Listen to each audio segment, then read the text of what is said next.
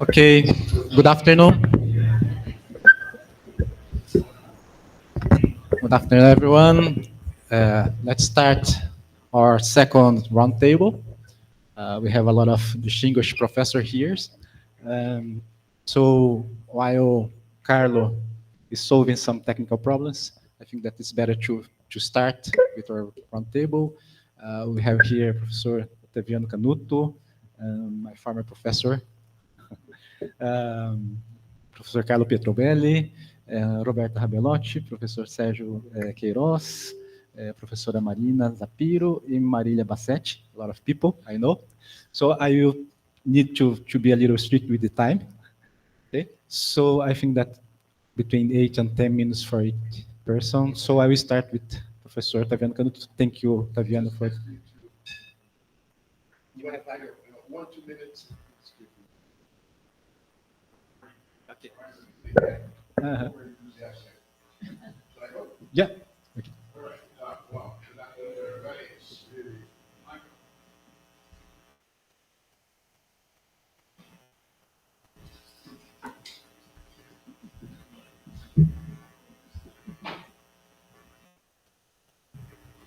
hello. Yes. Hello. Yes. So good afternoon, everybody. You guys cannot imagine how special this is for me personally. I was a professor at this place from 1987 to 2002. So I feel like I'm back home. And so, and you know, I had a long career at the World Bank, IMF, IDB, and I retired from those institutions a couple of years ago, but I still live in Washington. I have the pleasure of being a distinguished visiting scholar. Sounds really good. Uh, there with Nick at the George Washington University, and also at Brookings Global. And I can say that I'm a reasonably prolific guy with respect to topics of globalization and development. What I will do is, as a sort of an introduction to our discussions, to say a couple of words on what does it take for an industrial policy to be considered successful, right? And in order to highlight exactly relative to our main interest in this, in the whole thing, the role for that, in that regard, played by the acquisition, by the accumulation, by the development of tacit and idiosyncratic technological capabilities on the side of the beneficiaries of industrial policy. And that's quite important because industrial policy, and I'm using it in a generic sense, that is to say, any set of policies that has a discriminatory focus, it involves inevitably some costs and some potential benefits. The reason for them being adopted in any case, and over time, the measure of success of an industrial policy at the end of the day is in the extent to which it no longer becomes necessary. An industrial policy that does not become obsolete, unnecessary, is inevitably an industrial policy that has failed.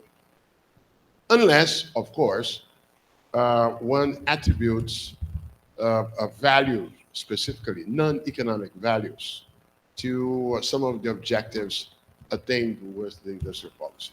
And I will go to that.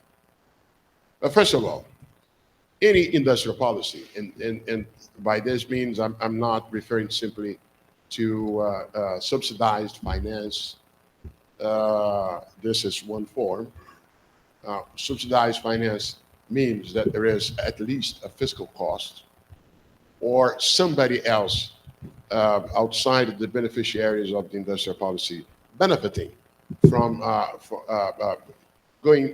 undergoing the expenses to make possible the industrial policy. So even if an industrial policy is comprised simply by the establishment of quotas or the establishment of a minimum thresholds of production, establishment of quantitative restrictions. The fact of the matter is that somebody will pay for it. To the least, the end users of whatever is protected, because the end users will have to live, to consume momentarily, hopefully, either more expensive or of less quality products in order to make possible the industrial policy to operate. So industrial policy is something intrinsically costly in economic terms. That's obvious.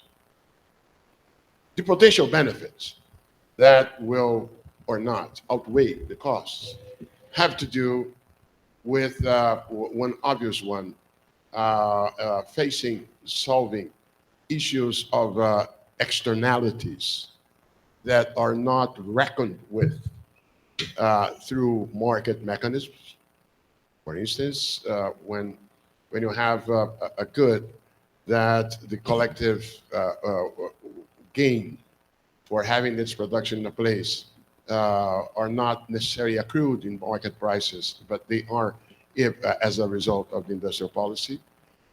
Or you may have other forms of benefits when economic benefits, I'm referring here more specifically, whenever over time there are gains, other types of externalities made possible by that distorted but effective protection system, protection plus subsidy, both on the same direction. Nonetheless, the precondition for this to be true, apart from non-economic objectives,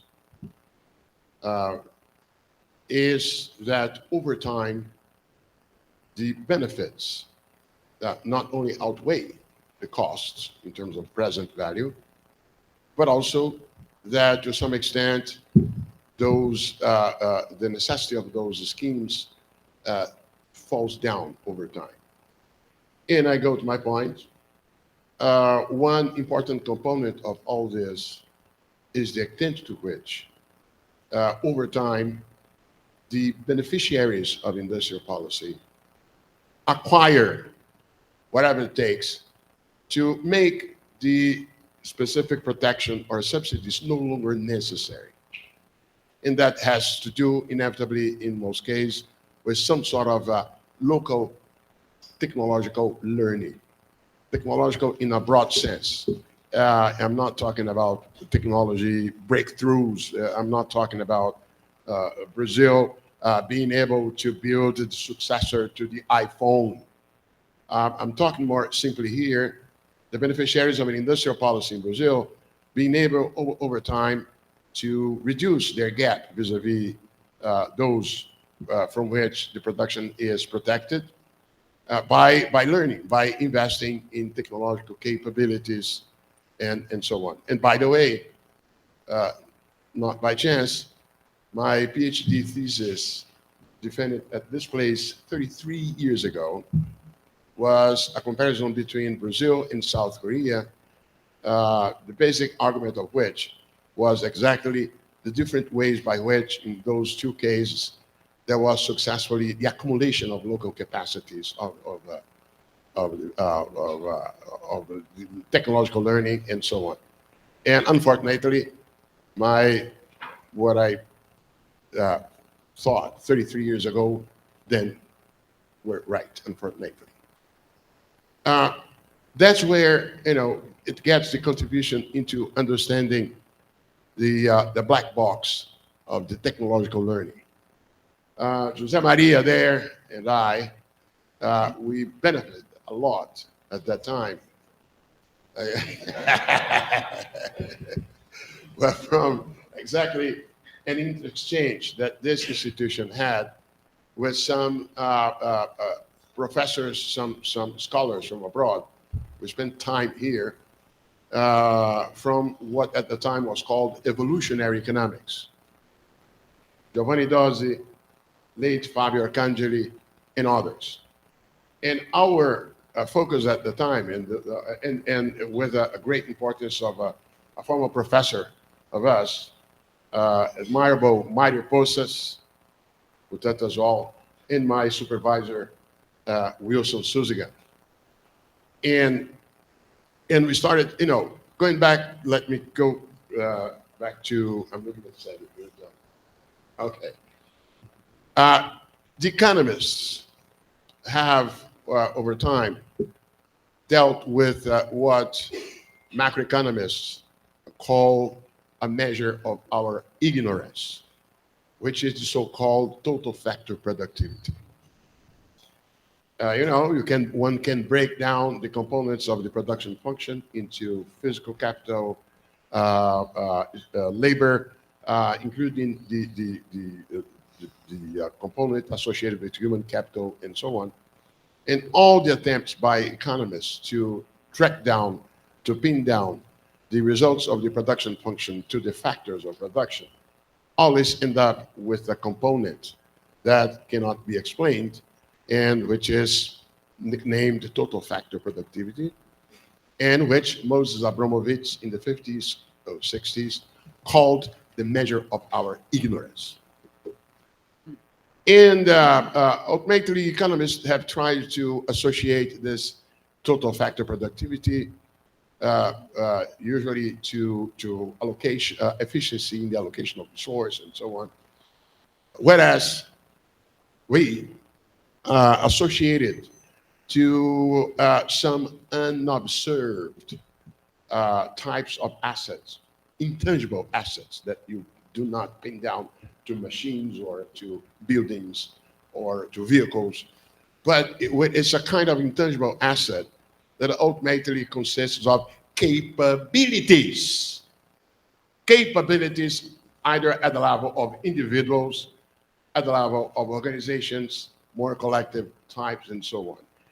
That's where the secret of total factor productivity lies.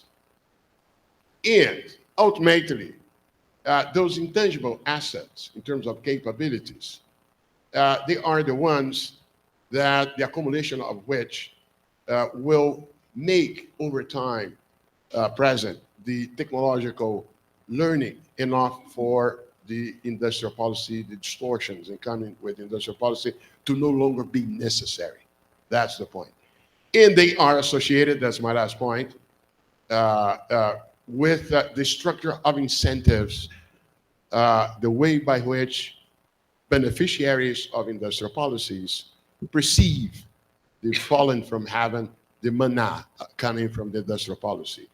Either they use those opportunities to exactly accumulate the technological capabilities that will make them in the future no longer dependent on that, or the whole thing cracks down. And by the way, and finish with this, my thesis 33 years ago exactly differentiated the structure of microeconomic incentives accompanying the late industrialization, the heavy industrialization of Brazil and South Korea, by alleging and showing, that's where I used Alice Amsden as an evidence for those of us who remember her book.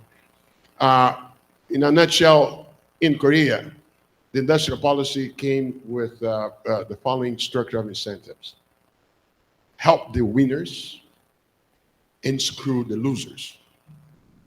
And over time, the selection of the beneficiaries in South Korea, which led to the chaebols, it was, as my friend Pacheco, we were talking about, at the time said, Otaviano, you're talking about a sort of a Schumpeterian Darwinist process. Yes, a Darwinist process that led the beneficiaries to understand that either they invested in learning and having the ability to acquire capabilities to climb the ladder, or they will not be chosen as successor. And many chaebols died in the way. And that's how South Korea goes from down there, climb the ladder, and become at the forefront of so many areas of technology and so on. Of course, having the education investments, this is an obvious input, as well as the adequate infrastructure. But the structural incentive was fundamental. Whereas typically, in a case like Brazil, for instance, to counterpose, You had helping winners and saving losers. Under such a circumstance, the structured incentives are such that instead of using my extra profits to spend money with investment in technology and so on, I rather diversify my properties so as to maximize the number of areas through which I can suck on the industrial policy makers.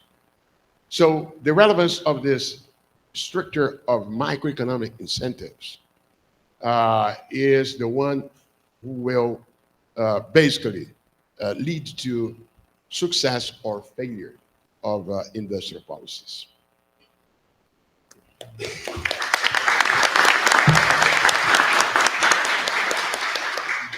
Hello, it's wonderful to hear from you again. Well, I will pass the follow to Professor Carlo Pietrobelli.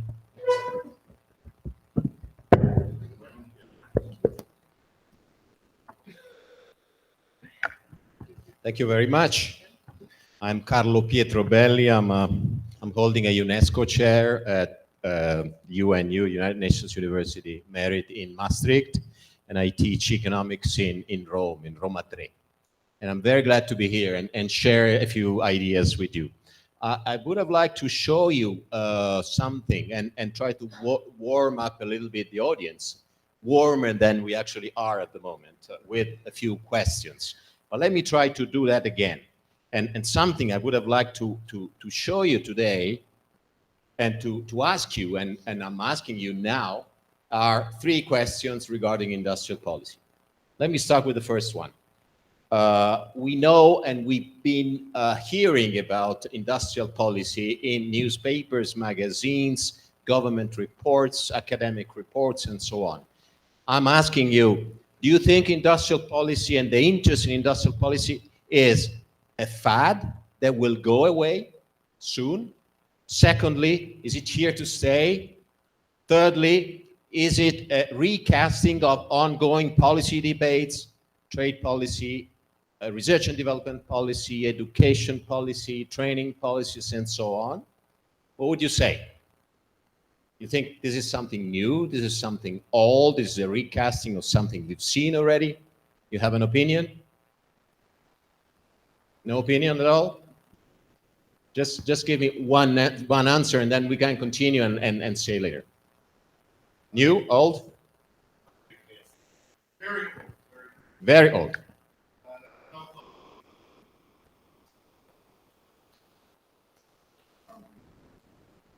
Something inevitable. Inevitable. Okay.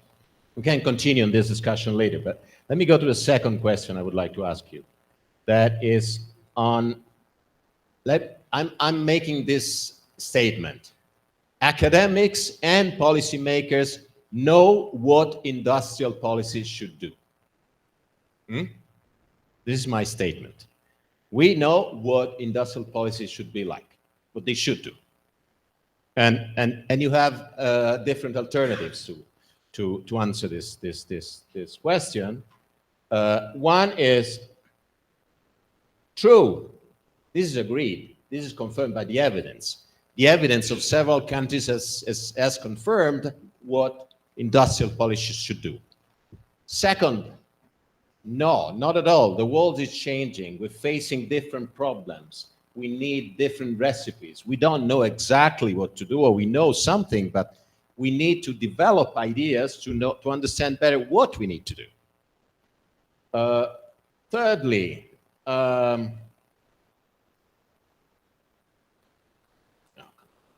this is jumping all over the place. I'm trying to use new technologies, but I cannot make. Thirdly, the best industrial policy is to have no industrial policy at all. You've heard that. No, we've all read and heard about that. The fourth statement would be, we know what needs to be done, but we know very little on how to do it. So we know the specifics, the different tools that should be employed, but we don't know very much on the how. Any reaction on that? We know everything. We don't know much. New problems. We don't know how. You had something?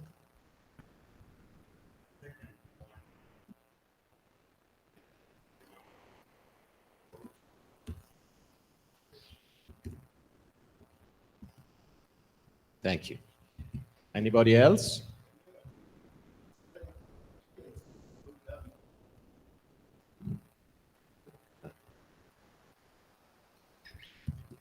Anybody else?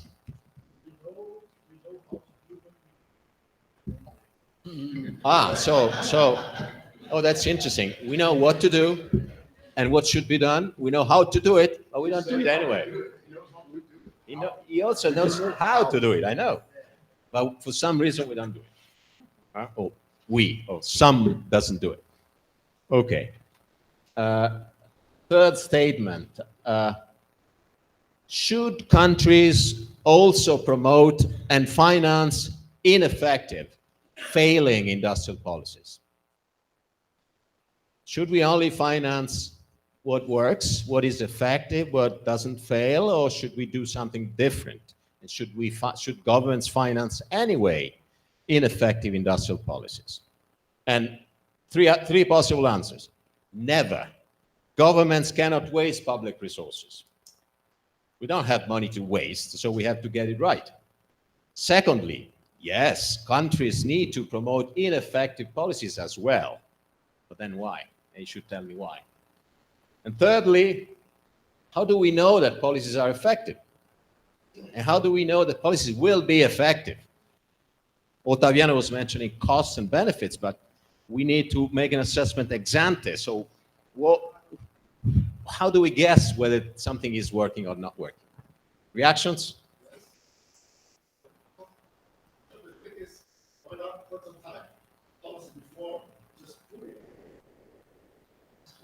We don't have prototypes. We have to try them out. We have to do them.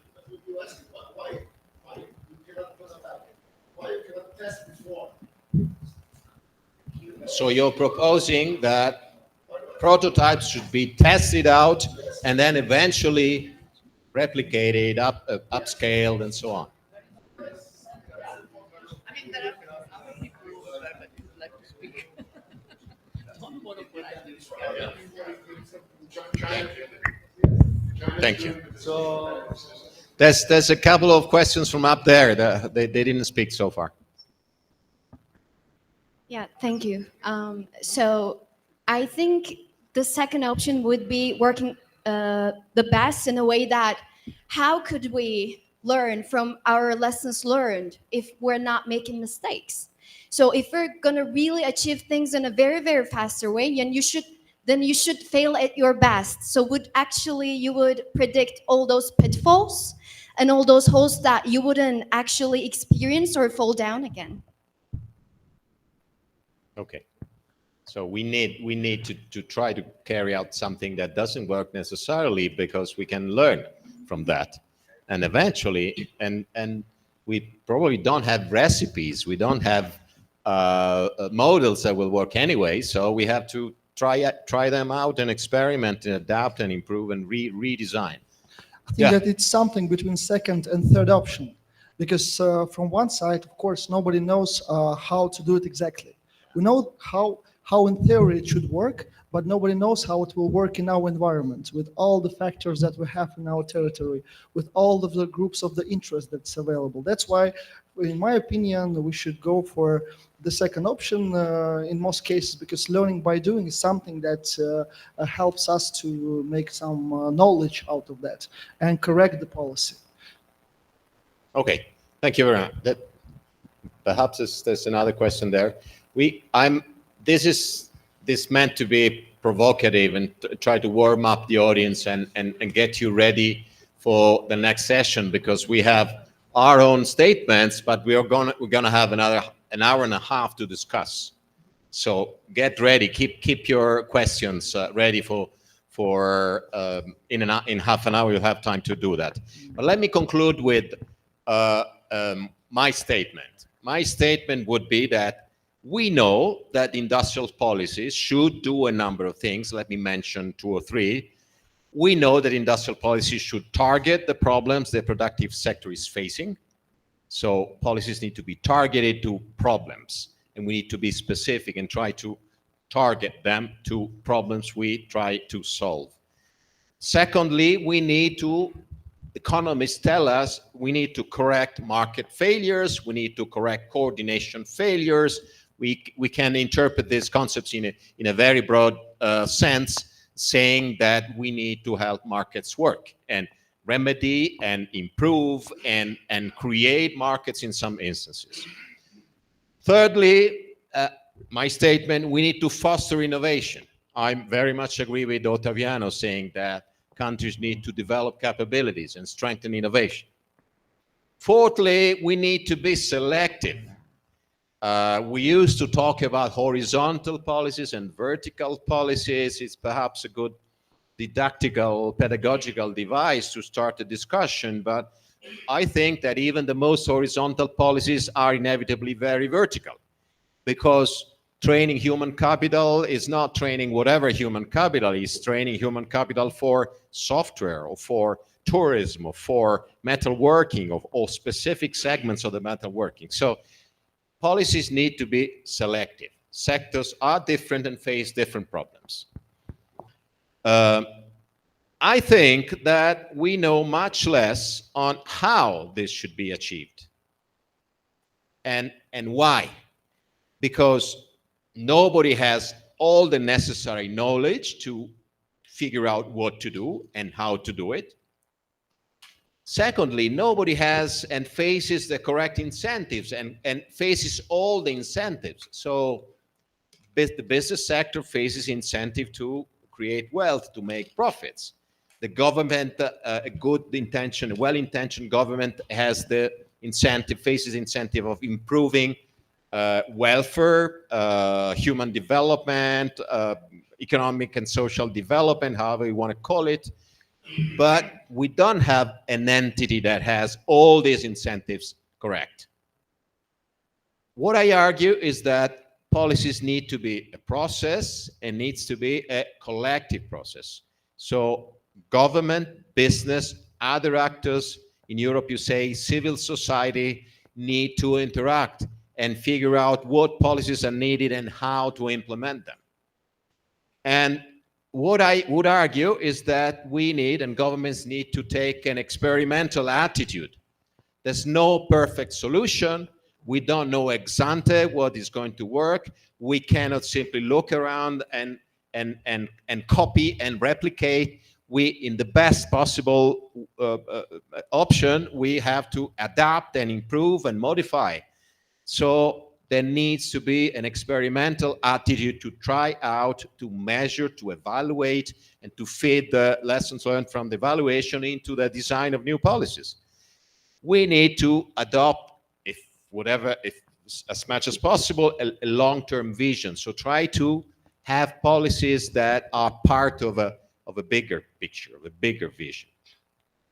And all these things, which I just said on the how to design and implement policies, require strong institutions, and it require well-working institutions that manage to have government and business and civil society work together, that manages the incentives to the different actors, that are capable of proposing policies that could eventually fail and then evaluate them and learn from them, and using this experimental attitude of feeding back and improving the policies and the design and implementation. So strong institution and well-designed institution for these purposes are very needed. I can stop here and ready to engage in discussion later.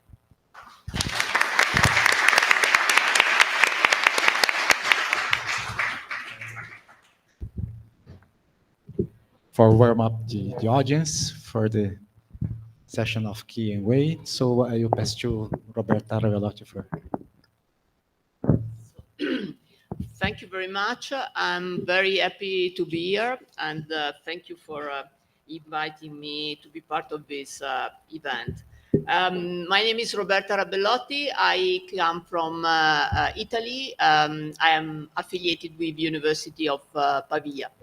And I've been asked to bring you the European perspective about industrial policy. So what I would like to do is to analyze and to bring you some evidence about how the changes in economic relations which are taking place between the EU, China, and the US are impacting on industrial development and on innovation. And my focus will be mainly on what is happening in the EU. So we can say that with respect to China, for a long time, both the US and the EU have been quite naive. The policy chosen has been of a kind of naive openness with respect to China. Of course, things have changed in the US, with, beginning with the Trump administration, and then Joe Biden went on with in the same direction with the Inflation and Reduction Act, the Chips and Science Act, and so on and so forth. Europe has been a bit slower in that direction. So Europe, for a long time, has been trying to support European companies to enter into the Chinese market. And this has not been so successful. So nowadays, the European policy has changed. And Europe has become, or is trying to be, much more protective with respect to the EU market. And the key word now is to protect the domestic market, to try to face the strong industrial policies which China is using to support mainly in these days its supply chain, mainly in digital and green products. And the EU is therefore trying to to face and to address this unfair competition. And this is also because we need to reckon that the trade deficit between China and the EU has been increasing. And has been increasing because Chinese import have increased and European export have been stagnating in the last few years. So I think the electric vehicle example is a very good example. You may know that tomorrow, on the 1st of July, duties against Chinese EV vehicle will become effective. And this decision in the EU has been taken because of the subsidies behind the huge export of Chinese EV in the European market. So the industry, the Chinese EV industry, has been supported with national, local subsidies, with easy access to credit by state-owned banks. So these duties are somehow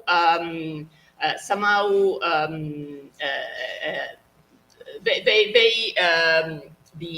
is a reason behind these duties.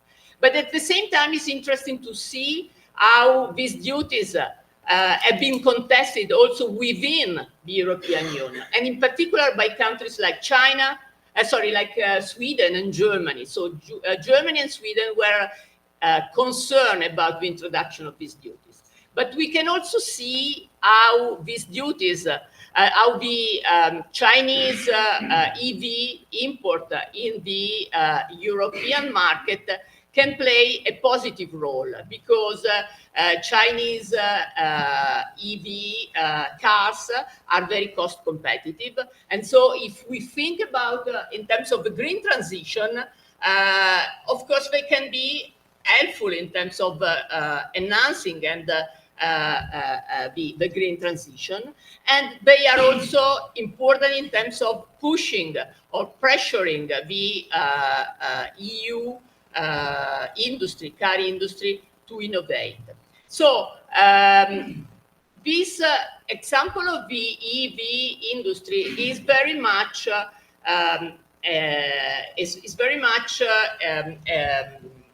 significant of what is the main concept behind all the industrial policies in Europe in this day. And this is the idea and the concept of open strategic autonomy. So let me read what the EU, the definition of the EU about open strategic autonomy. So open strategic autonomy, according to the EU, is the objective is to encompass both enhanced self-sufficiency in critical industries and increase trade openness and cooperation within Europe, putting the interest and the value of its citizens first. So the idea is really that that Europe should sustain and develop domestic self-sufficient supply chain. But here is my question to you, to the audience. I mean, is this open strategic autonomy really feasible and desirable for Europe? I mean, my personal answer is that there are many reasons to think that Europe doesn't have the strength to really go for such a strategic autonomy. And I just would like to make two main arguments. The first one is about the real innovation strength of Europe. And the second one is about the feasibility and desirability of technological decoupling. So talking about the strength of Europe, we should say that Europe has a lot of weakness in terms of many key industrial supply chains. Europe is very weak, and we all know about access to critical raw materials, is very weak in batteries, is very weak in semiconductors. So in order to strengthen its capacity and its industry in this field, Europe will need more innovation. But if we look at data about innovation in Europe, what we can see is that European companies are very weak. So I can refer to a report which is done by the European Commission itself, and is about the 2,500 top companies in R&D expenditure. The top 2,500 companies are concentrating 90% of the total R&D expenditures at corporate level. And among these top 2,500 companies, if we take the 10 top ones, there is just one European company, which is Volkswagen. The first four are from America, are from the US, the usual one, Alphabet, Meta, Microsoft, Apple. Then there is Huawei, which is Chinese, and then there is Volkswagen. And so the only industry in which Europe is still maintaining a strength in terms of innovation is the car industry. And I'm not sure for how long Europe will still be the strongest in terms of innovation. So and there's also another data which I would like to share, which I think is important, is also that if we take the share of European companies within these 2,500 companies, this is decreasing.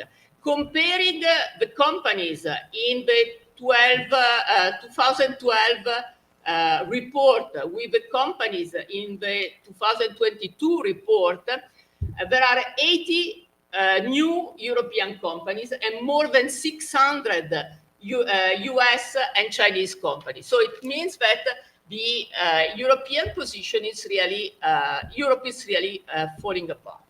So there is not much strength in terms of innovation. And here I would like to move to the second, and I will conclude to the second topic, which is technological decoupling. In terms of technological decoupling, I think we need really to ask ourselves if technological decoupling in advanced technology like digital technology, green technology is really feasible, and even more is if it is desirable. If we think about green technology and the most advanced green technology like artificial intelligence, blockchain, and so on and so forth, all these technologies are characterized by a very internationalized division of labor. All the actors in these technologies are very much interlinked. They work together with international partners. So this means that this technological decoupling, in fact, is not really desirable and is not even feasible. And in particular, and I will conclude with this, I've been working on a study on digital technologies competitiveness of Europe with respect to China. This is a report which is available online if you are interested, and we have been focusing on green digital technologies. So technologies such as artificial intelligence for managing and rationalizing the use of energy and so on and so forth. So in these specific technologies, Europe has a technological advantage with respect to China. So we have analyzed patent, and in terms of patenting activities, the quality of patent of European patent is stronger, is higher than the Chinese one. They are more impactful in terms of citation and so on and so forth. But shall we say that Europe need to somehow stop technological cooperation with China in this technology? I don't think so, because most of these technologies have an impact which goes well beyond the economic values. They do have a social values. All these technologies are important in terms of the green transition. So the conclusion of the report is not really going for technological decoupling, but rather investing more in terms of innovation, investing more in terms of research, and also enhancing and supporting cooperation with international partners. And I think this is very important. I think that in this kind of technology, it's very important that the EU, China, the US will take a long-term perspective and go beyond the political contingency, because these are technologies in which I think that cooperation among different countries and among researchers and among companies should come first before competition. And so I really believe that technological decoupling, in particular in some technologies with a social value like the green technology, is not at all in the interest of the EU and also of other countries and of the world. Please.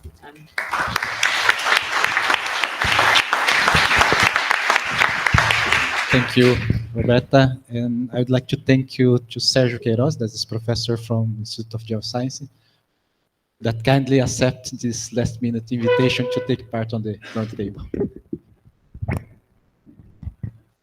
Thank you. Good afternoon. I'm Sergio Queiroz. I'm a professor from the Department of Science and Technology Policy from the Institute of Geoscience at UNICAMP. And like Otaviano, I also have an old bond with the Institute of Economics here. This is where I did my master's and my PhD, so I'm very pleased to be here again. Well, my discussion here will focus on the Brazilian case, which I think it's a good case as a good example for our discussion on these issues of industrial policy, strategies for industrialization, reindustrialization, the role of innovation for that, and so on. And I'd like to start stating 4 facts which I think are important for our discussion. First one, Brazil had a very impressive economic performance in terms of economic development during the period that goes from the end of World War II and the 80s in the last century. So, and it was another interesting fact is that was kind of an exception in Latin America, because no other country in Latin America had such a good performance as Brazil did in that period.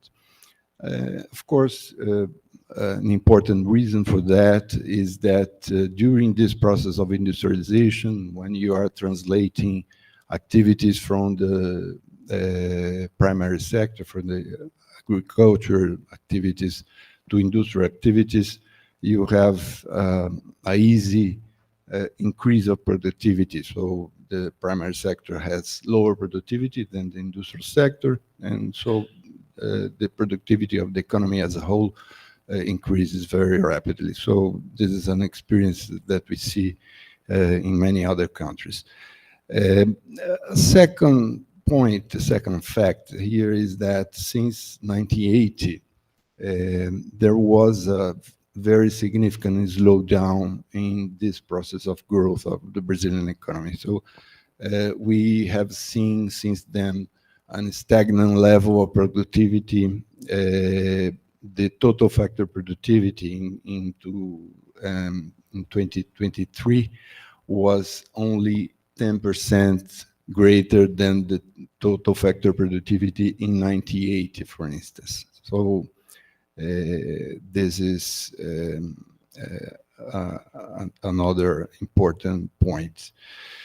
Third point here, third fact, is that there is a sharp contrast between the economic performance of the Brazilian economy as a whole and the performance of the agriculture sector, where the productivity grew over 400% from 1975 to 2020.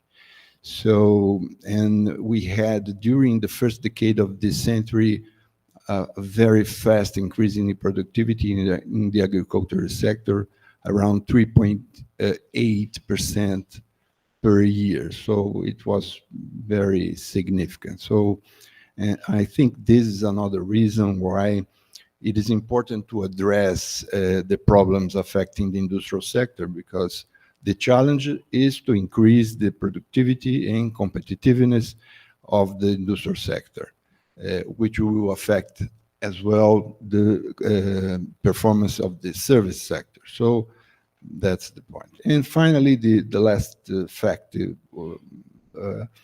which I think is important to have in mind here, is that in spite of a number of government incentives which have been created since the 1990s to promote R&D and innovation, Brazilian performance has been very poor. Innovation results showed by Pintec, the Brazilian Innovation Survey, have been disappointing. R&D expenditure as a percentage of GDP remains stagnant and at a low level, around 1.2%, when we compare that with China, for instance. China had an investment of in R&D that was below 1% in the beginning of the century.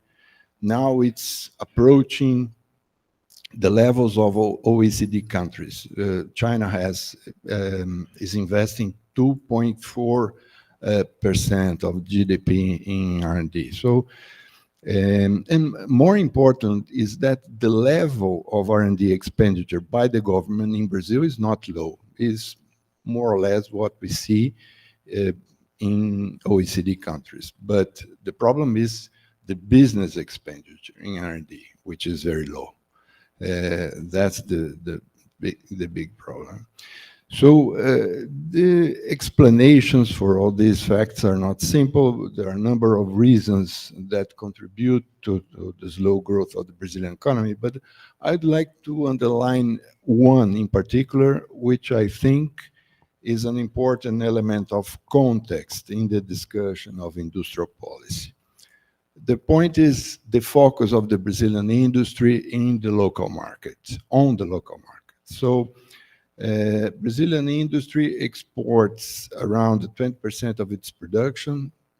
Maximum in historical terms was 26%, not more than that, which is a low level even when compared to countries' economies much larger than our economy. So I think more than 40 years ago, Fernando van Zilber, an economist of CEPAL is the United Nations Commission for Latin America, taught us an important lesson, which I think we never learned. So maybe we never learn also the lessons that Otaviano here mentioned through his thesis, because this comparison between the experiences of industrialization in Latin America and Asia that Van Zilber studied showed very a sharp contrast in strategies that was based on an indiscriminate reproduction of the industry in low-scale industry of the advanced economies in Latin America countries, and versus a strategy in the Asia countries where they a strategy local conceived and at the same time aiming the global markets. So this difference also, Van Zilber at that time used the term the frivolous protectionism to name this type of protectionism that we see in Latin America versus protectionisms focused on learning that we see in Asia. So I think there is a number of discussions right now about the opportunities open for Brazil, for instance, in this energy transition to a low-carbon economy, particularly how this opportunity could be linked to a strategy of industrialization. I agree that there are opportunities for Brazil at this moment, but my point here is that if we do not address these old and persistent problems, like this focus on the local market, we'll miss the opportunities once again, and industrial policies will not work. So I'm here bringing more an element of context that is important for the success of industrial policies or strategies of reindustrialization, things like that. That's my main point. I think promoting indiscriminate industrial activities based on criteria like the creation of jobs or based on criteria like the connection with the industry of the future is a mistake. insisting on frivolous protectionisms, adopting, for instance, policies of local content is a mistake. Instead, I think we should focus on industrial activities where we can learn, we can innovate, and we can supply the global markets. So this is important. I totally acknowledge that reversing this inward looking of the Brazilian industry is not an easy task. It's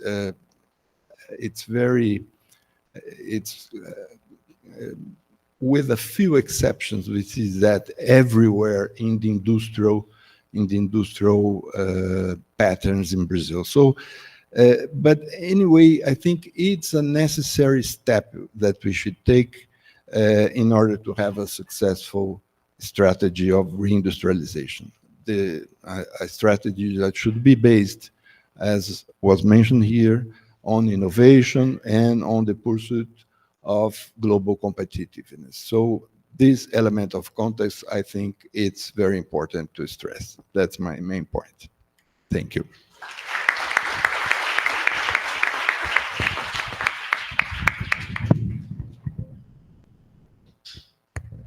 We can ask to Marina Zapiro from Federal University of Rio de Janeiro to give his talk. Thank you, Marina, again. Thank you, Célio. My name is Marina Shapiro. I'm from the Economics Institute of Federal University of Rio de Janeiro, UFRJ. I would like to thank the organizers for inviting me to participate in this winter school. And my role here is to try to address some elements related to this debate in Brazil. But before doing that, I think it's important to understand some of the recent changes that have been undergone by the global production and innovation dynamics in the last years, because they affected very much the environment and the space in which our decisions, all the decisions made by our government, by the Brazilian government, are taken related to the industrial policy that is being implemented now in Brazil. So these main changes are related first to the advance of the deindustrialization process in most of the developed and developing countries, the deepening of the financialization process and the consequent fall in the investment in productive activities, low real growth in gross domestic products, global trade and productivity, and the increase in inequality within and between countries. More recently, some process like the COVID crisis, the COVID-19 pandemic crisis, the rise of China, and the intensification of its competition with the US, and the explosion of the military conflict in Europe brought about new global challenges to every country. In this scenario, we have seen that the industrial policy returned, even if it has never disappeared, especially from in the global north. So industrial policies have returned in discourse and in practice in recent years in the global north as a way of coping with the pressure of the global challenges and the change that I mentioned. And these policies are basically mainly characterized by an increase in protectionism and in subsidies to local firms and domestic industry. I think Roberta has just shown an example of protectionism in Europe and subsidies in China. Support to the generation, adoption, and diffusion of digital technologies, and the intensification of the use of instruments to control the entry of foreign capital, especially in strategic activities associated with national security. So how this scenario reflects or affects Brazil? Like most of the countries, as many have mentioned before, Brazil has undergone the industrialization process that can be seen in terms of many numbers, many indicators. The reduction in the share of manufacturing in gross domestic product, the increase in imports and decrease in exports of manufacturing industry, increase in the trade deficit of manufacturing industry, decrease in jobs in manufacturing, and the picture is much more serious if we look at the manufacturing industry in terms of technology intensity. And in terms of R&D and innovation, the picture is not better, as Professor Sergio has already mentioned. So what is being done in Brazil at this moment? The Brazilian government announced at the beginning of the year a mission-oriented industrial policy to promote industrial development where innovation plays a central role. It's called New Industry Brazil or something like that. And this is a policy based on 6 big and general missions. And although this represents an important opportunity and a change in terms of using a new approach to industrial policy, different from the traditional ones used before, known as vertical or horizontal policies, this initiative represents a big challenge to the Brazilian policymakers. Mission-oriented policies are systemic policies that should use a variety of instruments and actions to promote innovation through the mobilization by the state of a network of public and private agents and of different policy instruments and mechanisms. And because of that, it requires that the state have a very very important coordination capacity. This policy should also be anchored in a national development project in which the main objective is the strengthening of the innovation system and also, of course, the industrialization or reindustrialization. So in this scenario, this new industrial policy called NIB opens a new way of doing industrial policy and can contribute to industrial, economic, and social development. Nevertheless, it is not clear enough how the proposed industrial policy will actually be articulated with other policies, such as social policies and investment programs. So in this, as a consequence of all these points, the success of this new policy will depend on its operationalization, the setting of clearly defined targets, and the government's ability to link the necessary implicit or indirect policies with the new industrial and innovation policy, and promoting effective coordination and articulation of actions between the different ministries involved and other public and private institutions. I think it's my message. Thank you.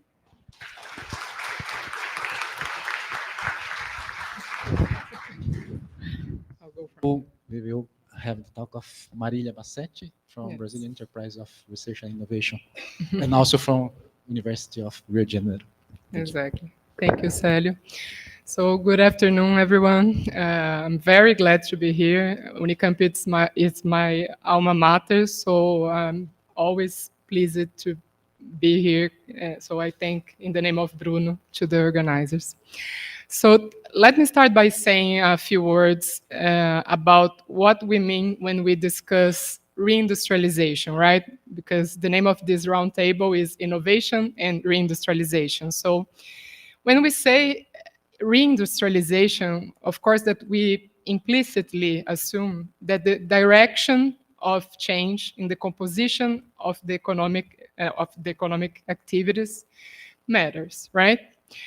So there must be a collective effort around reindustrialization, including, of course, a lot of state actions to change that composition in the direction of strategic industries, right? So in Brazil, we have been suffering so much from the industrialization that we all heard already our vice president and minister of industrial development stressing that we should discuss not simply reindustrialization, but new industrialization, right? So, of course, he intends to highlight the new foundations of these state actions, such as green transition, digital technologies. Well, when I hear that, I always feel kind of strange, to be honest, because it's kind of obvious that we are not talking about the same process that occurred 1 century ago. But it's good at the same time because it makes room to think about this allegedly production technology transformation problem from a gender perspective, for example. So if you take the new industry Brazil, as Marina was saying, you have some principles. The new industry Brazil, for those who are not Brazilians, it's our newest industrial policy. So there you will find some principles such as gender equality that should orient the whole effort behind the policy. So this means that gender equality, it's not a goal from the new industrial policy, but it's something that should be considered in every action. So considering this mission-oriented framework that guided the discussion around the new Brazilian industrial policy, we have to keep in mind that mission-oriented policies, as Marina just said, are nothing less than systemic public policies. So many authors from this framework, they like to say, oh, we are talking about big science deployed to meet big problems, right? So we are talking actually about these wicked problems, these grand challenges, in the sense of they are systemic, they are interconnected, they are urgent. So they require that we think from a different perspective. So let me just say that we all hear from the presenters that we must have clear target problems, right? But it's not easy to have target problems, right? So cost-benefit analysis, as Otaviano was saying, will not simply answer this question of how to establish what comes first. It's not that simple. So you have recently a change in the meaning of mission with the inclusion of social challenges. But some authors, they are kind of agnostic about it. So we all heard Susan Berger, MIT professor, saying that technological programs like the Apollo mission and the Manhattan Project, they were organized around technological goals and not broad social goals. So traveling to the moon, creating atomic weapons, and not solving economic inequality, right? And why is it so hard to include social challenges? Susan Berger answered that social challenges require political consensus. That's why. Well, we also know that some social challenges, they are more aligned with technological strategy than others. So if we think about the COVID pandemic, well, innovative vaccine technology, of course, requires technological development programs, a lot of innovation, and the target is to reduce at least deaths and hospitalization. So we need to ask ourselves to what extent this supposedly disruptive mission-oriented framework was conceived for a developing country. And we all know that it was taught mainly by developed country authors educated in developed countries. So does it reflect our reality? That's one of the questions that I would like to address. So there's still much to be learned about how to organize our reindustrialization or new industrialization strategy around our wicked social problems, such as sanitation, health economic industrial complex, and so on. while strengthening our innovation system. So I will I have a couple of notes about the Ministry of Health strategy, but I will let this for a later discussion. So let me just finish by saying that we have a major challenge here, because we know that we live in an intellectual monopoly capitalism. We also know that advanced economies are rethinking about industrial location, and we have no doubt that this major shift in fiscal policies approaches in advanced economies, such as the Inflation Reduction Act, the Infrastructure Act, the Chips and Science Act, those trillions of dollars for industrial policy is a luxury that only rich countries can play a part. So what is the possible fiscal space in Brazil, or even for other global south economies, for this modern industrial strategy, or as Janet Yellen said, this modern supply side economics, such as the US is doing, if we consider the Brazilian fiscal framework, right? How to manage budget competition, and to what extent is it possible to embrace different social demands in a way that is linked to production technological development strategy.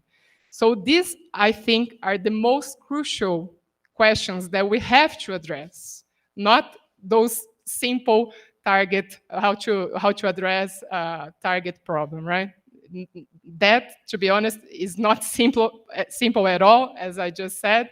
But this budget competition, this fiscal limit, that's the main question that we should be addressing. Thank you.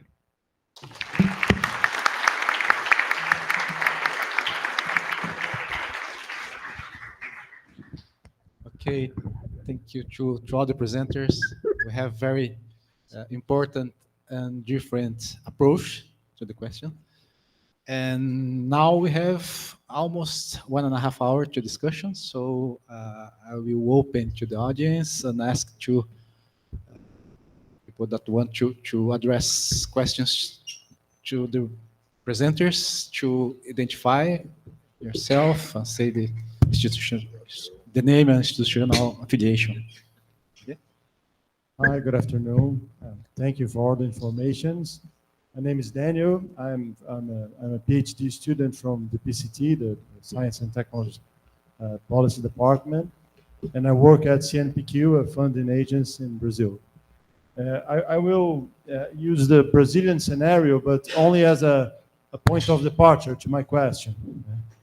In the last days, we learned a lot about our scenario in Brazil, which is a scenario of high interest rates, short planning horizon, a lack of incentives to innovate, an hostile entrepreneurial environment, and with frivolous industry protection. And on the other hand, we learn a lot here about global value chains, digital platforms, complexity and relatedness, and many other concepts that are transforming economy. But every time we hear about economics and innovation in Brazil, we only hear about reducing government expenses, using tax incentives, and increasing innovation funding in a system that do not want to innovate. So my question is how we can change the focus of this economics discussion to those points that are presented here, but seems not to exist outside an academic discussion.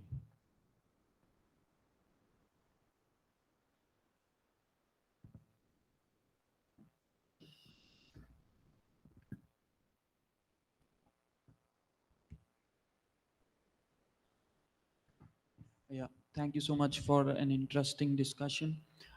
My question is regarding the point that you initially raised regarding like experimenting with the industrial policy prior to, ex ante. So the able team of Duflo, Banerjee, and Kramer, they have done it with poverty elevation. So they have tested with the randomized control trials for which they got the Nobel Prize. So can we like put this methodology in industrial policy ecosystem and ex ante test the policies with randomized control trials? What are your views on that? Thank you.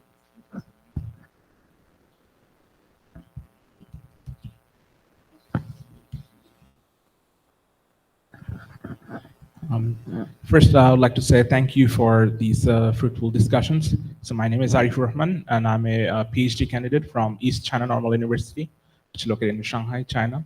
So I have a two question. The first one is that I think the professor mentioned a statement is that should the countries make a mistake regarding the industrial policy. So I just have these ideas that if we just put it in like one ideas for all countries. Let's say the countries like UAE or Saudi Arabia, who's actually have a strong economy coming from oil, is make a mistake for them is like a luxury. They can make a mistake, they can learn all these kinds of fancy things they can do. But considering a country like Bangladesh, where I come from, we have a very weak economy, and make a mistake could be a catastrophic consequences. It could be like a political chaos, or many more things could be connected. And maybe a safe way, or maybe rational ideas, is that to follow the closed countries, how they actually developed, or what exactly the countries could be made, like the policy, rather than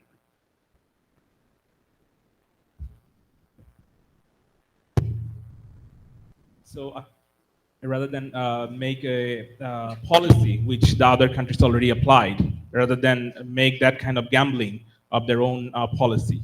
So I would like to hear that ideas. And the second question is that the professor also mentioned about the European Union's ideas and the policy regarding the Chinese EVM. But we also see that the European Commission, like European Union, they also give the subsidy to the European, like the EVM, this companies, or this kind of favorable policy. So in that case, do you think it'll be a very wise thing to say that, like accuse China just for the Chinese state-owned company provide the subsidy for the Chinese company, and that's provide that kind of like a policy of protectionism? Because I think European Union, they actually go for the free market spirit, and if they apply that kind of protectionism and accuse China for like giving the subsidy, where the European Union, they also give the subsidy to the European EVM market. So do you think that'll be a wise choice to accuse that kind of things for China? Thank you.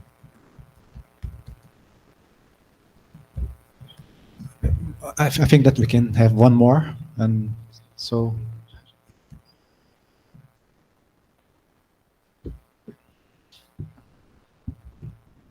Thank you so much. Frankly, just to start with talking about some of the other questions and Banerjee, I think my big problem with the work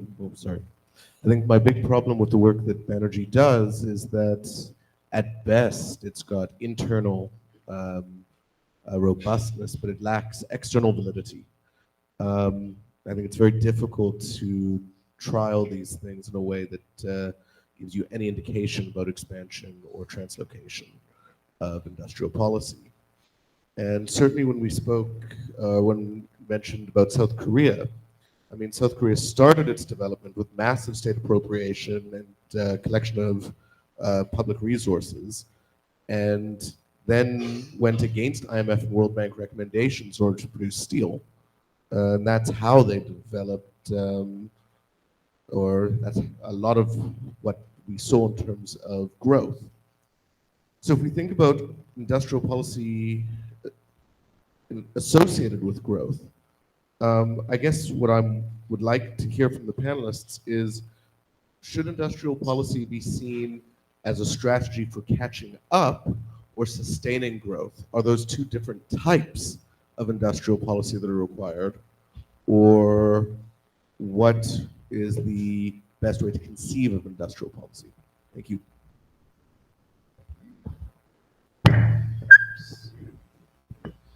Okay, I think that we can return to the table. My suggestion is that we can follow the reserve order. You can choose and pick up some aspect of the questions. Yeah, you can. And the same way. No, it's okay. No problem.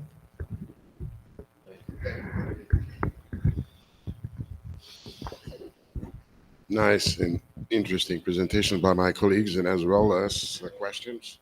Let me touch on cherry pick four of them. First point. A couple of years ago, in fact, more than that, 2017, I did a research with Fernanda De Negri. I was going to work with Nick over there, Fernanda De Negri, IPEA. We did a work where we made a simulation on what would happen with the Brazilian GDP in two scenarios.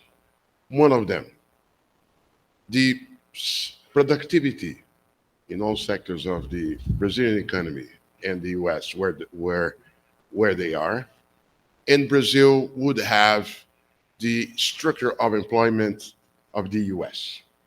See, that's the point. Same productivity, but just changing the structure of employment. Our intention was to measure the extent to which it's the sector structure of the economies that define the level of GDP. Well, according to our estimates, the Brazilian GDP would be 60% bigger per capita. Wow. Isn't that the proof that the sector structure matters? Then we did another exercise, which was the following. Same structure of employment as the countries have, but assuming that Brazil had at each sector the productivity that the United States has. Then the Brazilian GDP would be 400% bigger. The issue of productivity cannot be captured in this sort of a fetishism of the sectors, as if having the sector by force in Brazil would lead the productivity of the country upward. This is a mistake, a structuralist mistake. Whereas even if Pietro Bello Carlo is right in saying that there is always a sector-specific component in the horizontal, but what matters most is, in fact, is a set of horizontal capabilities. Which leads me to the second point that I want to make regarding when you mentioned the horizontal things like cost of having money in Brazil. Of course, things are interrelated. I have been stating myself, but it's just one way to put it, for many years, for instance, that Brazil suffers from a double disease. This double disease is a combination of anemia of productivity, as well depicted by Sergio. That is to say, decades with really very anemic increases in productivity, combined with due respect, with public sector obesity. What do I mean by public sector obesity? And this relates to the interest rates. The Brazilian public sector spends a lot. It's humongous as compared to peers. And it spends badly when it comes to the consequences of the public spending to productivity. Just to give an idea, at my times at the World Bank, my colleagues made an estimate of the needs of infrastructure investments in Brazil. And they estimated that in order to keep the precarious infrastructure that the country has, Brazil has to invest, and that's basically the public sector, at least 2.8% of GDP in infrastructure. And it's been for 3 decades that Brazil spends less than 2.5% of GDP, despite the fact that the public spending as a share of GDP moved from 22% in 1993 to 34% more recently. Brazil spends badly. It is not the social protection. It's because every time you do social protection, but then you pile up additional things for people who not necessarily deserve. That's the case of our pension system. Our pension system, a bit before the recent reform, let's say, provided more money for the share of the population above 65%, 65 years of age. the same amount of GDP that is the case in Scandinavian countries and in Japan, despite the fact that the share of the Brazilian population above 65 years of age is half the one of Japan. So there is a problem with that. We need to review the quality of the Brazilian public spending so as, first of all, to eventually open the space for a state that doesn't need to finance so much as is the case, and that's what's lie behind the high interest rates. High interest rates is not a matter of a mafia in the streets in Sao Paulo in plotting. It is a matter of the cost that it takes for creditors to buy the damned Brazilian public debt. So you want to have ultimately lower interest rates, long-term interest rates, the interest rates that matter, and so on. You will have to have a higher, a better risk profile of the public indebtedness of Brazil. Period. Without that, you will not have lower interest rates, because otherwise there will be nobody willing to buy the public debt without paying the interest rates that the market is charging. So this is matches. If we need to solve the issue of the productivity anemia, then we have to have a business environment that is not so unfriendly to the activities in the economy. That means waste of human resources in doing things that do not add value with the horrible business environment that I have. You will have to have the infrastructure, which leads to waste. Just to give you an idea, Brazil back in 2004 was already beating the US in terms of productivity and competitiveness with its soybeans, despite the fact that 30% of the Brazilian production of soybeans was being wasted for the lack of investments in storage and in logistics. So without the appropriate investments in infrastructure, you will not have the relief from the productivity anemia. In education. So the answer is, it's a combined disease that you have to have simultaneously, not only doing what it takes in terms of the business environment and infrastructure and in education, but also a profound review of the public spending. So things are interrelated. I'm running to the end. Gender equality, I'm dying to talk about it, but I will not. I was, one of my functions as vice president of the World Bank, one of my departments was the Department of Gender Equality. And why is that? The department was economic macro, but the idea was to develop a conceptual toolkit to teach the ministers of finance touch on a sensitive part of their body, that is to say their pocket, on how not having gender equality is economically costly. And that's the case. It can be humongous.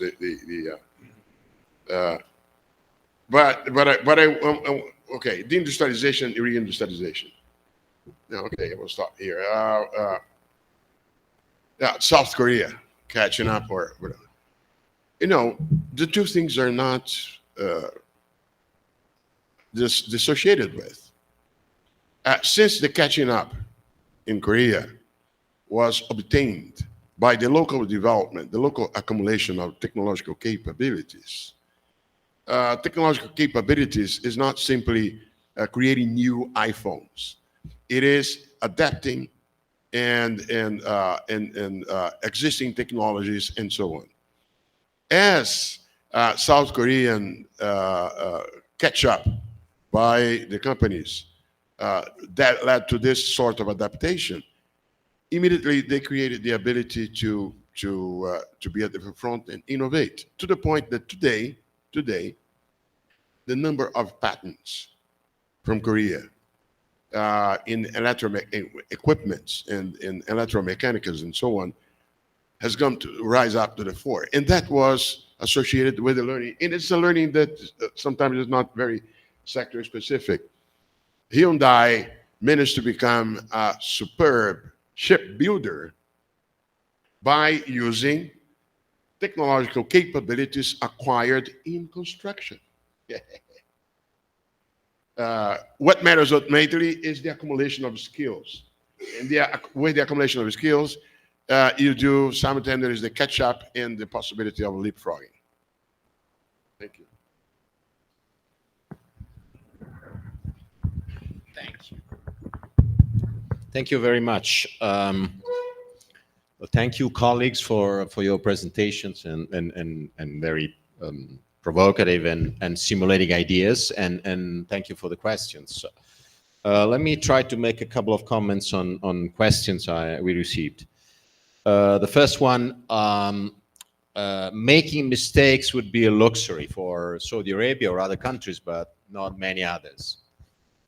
True, I was making the argument and pushing the issue a bit further. I mean, I was suggesting that an attitude to learn from policies and evaluate and try to experiment, meaning that there's no predefined recipe that can be applied anywhere, but that any policy need to be tested out and designed having in mind the specific features of the country or the region or the sector or whatever is always needed. So even in poorer countries, this attitude of learning from what happens and evaluating and feeding back the lessons learned into the design of the next policy is necessary. So it's not a luxury that you can leave to very rich countries and then the others would just use the recipes as if they were bound to work.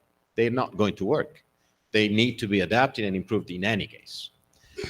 Secondly, there were two questions related to the idea of evaluations and RCT methods and the work of Duflo and Banerjee and so on, which I personally admire very much. I think it's been very useful that somebody said we have to look into the details of policies and programs and instruments. We have to evaluate. We have to go into try to experiment, the building experiments and really assessing the details of what works and what doesn't work.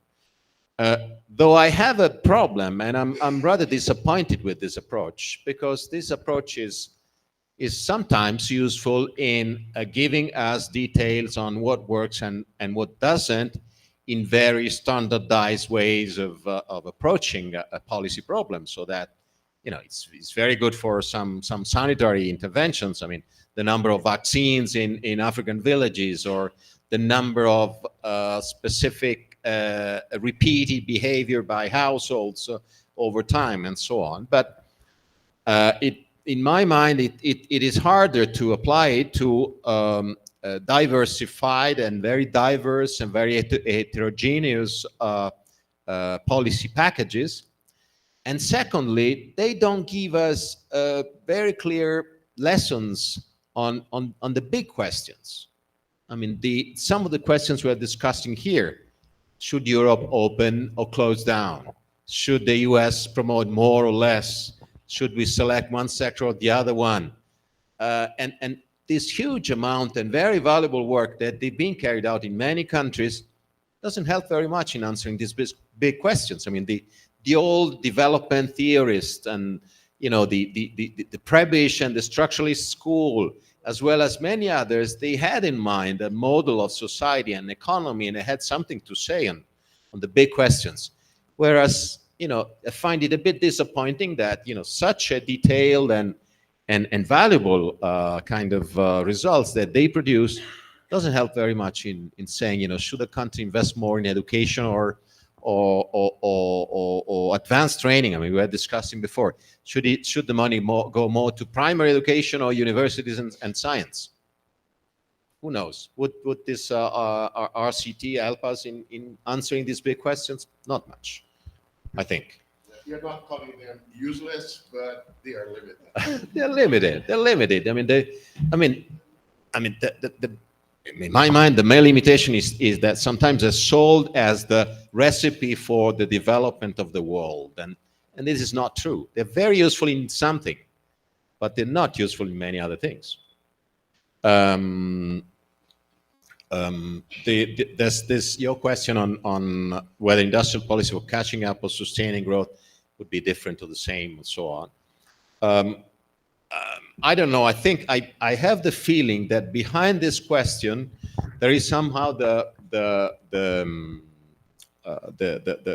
tradition that is embedded in the standard neoclassical growth theory, whereby once a country reaches a steady state, it will go on forever at that level of income growth and rates and so on, as if nothing else were needed, and you jump to that platform, and then the platform will take you and will continue.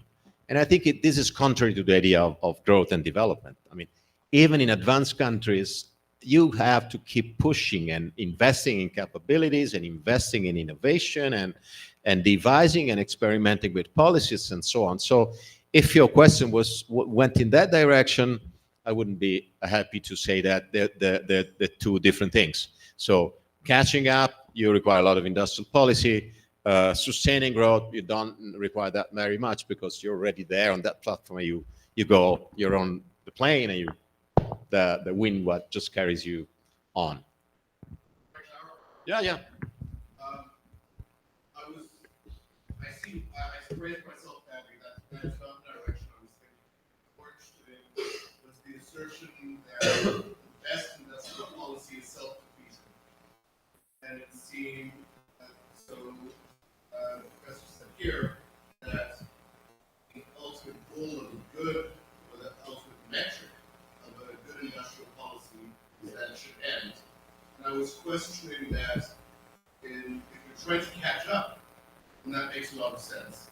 If you're trying to sustain growth, well then there is no end to that industrial policy, because you're always going to be using industrial policy as a tool to continue to stimulate some kind of growth target.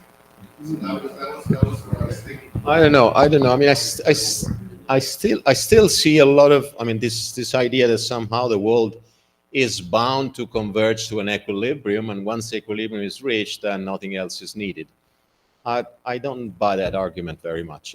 I don't know if that is your argument, but that what your question reminds me of. It's a kind of a picture whereby all the colors sooner or later will get in the right blend and mixture, and there we're safe, and that will go on forever.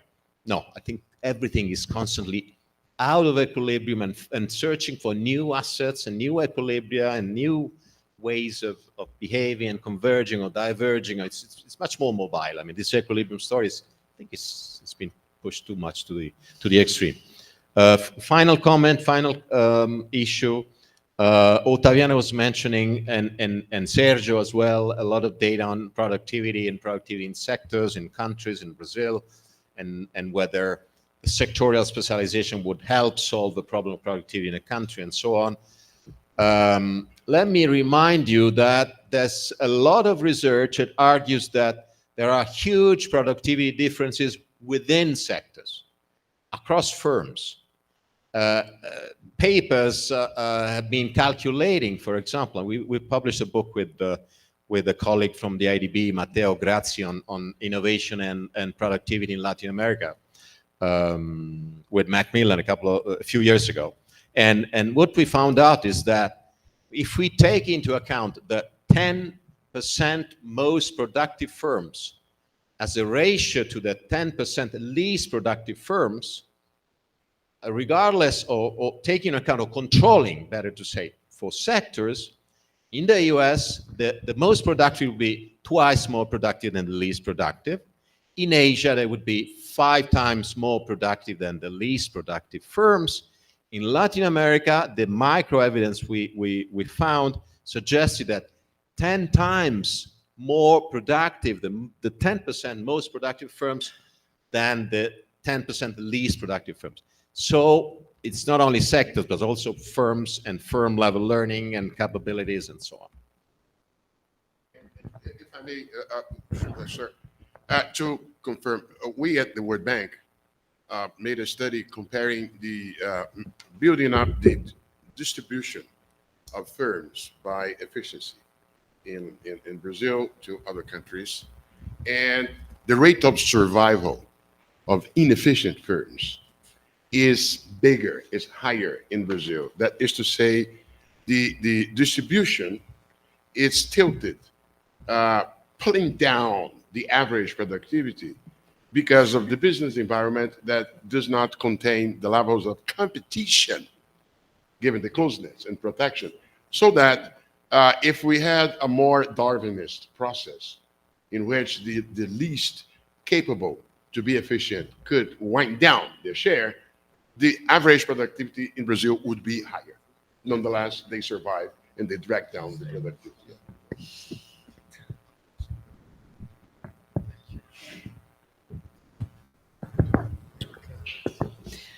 Okay, so I also would like to make 2 or 3 points.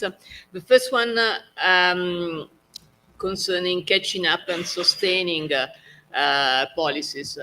I mean, I see your point about the should policy remain in advanced countries, and I think it really, the example of a green transition, and it's clearly a good example showing that yes, indeed, there is space for policy, a very need for policy also in advanced countries. But I think that something which is really important to distinguish between sustaining and policy and catching up is that, of course, they are driven by different objectives. And I think there is quite a lot of very good evidence available showing that the type of industries in which catching up policies tend to be more successful are very different from the type of industry in which sustaining policies is taking place.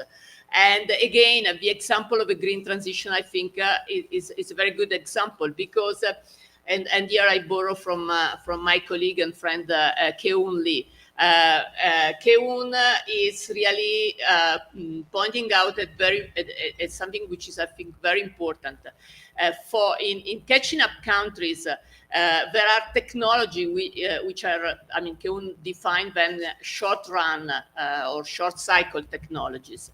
And these technologies have some characteristics which are, I think, very well represented by green technologies. They tend to be characterized by relatively low entry barriers. They tend to be novel and characterized by high level of experimentation. So in this type of technologies, there is more space for catching up because incumbent, they don't have a strong path dependency. And I think from this point of view, and I think somebody else was talking about the opportunities in terms of industrial production in these technologies for latecomer countries. In these technologies, there is a lot of space exactly because they are technologies in which there is not such a strong path dependency of advanced countries. So I think from this point of view, it's very important to understand in which technologies there is more space for catching up with respect to advanced countries. The second point I would like to make, I think it was asked, I'm not sure about the question, but something in relation about subsidies within the European Union with respect to China. I think the example of which I was making about the electric vehicles is very significant from this point of view. Clearly, the EV vehicles, the electric vehicles in China are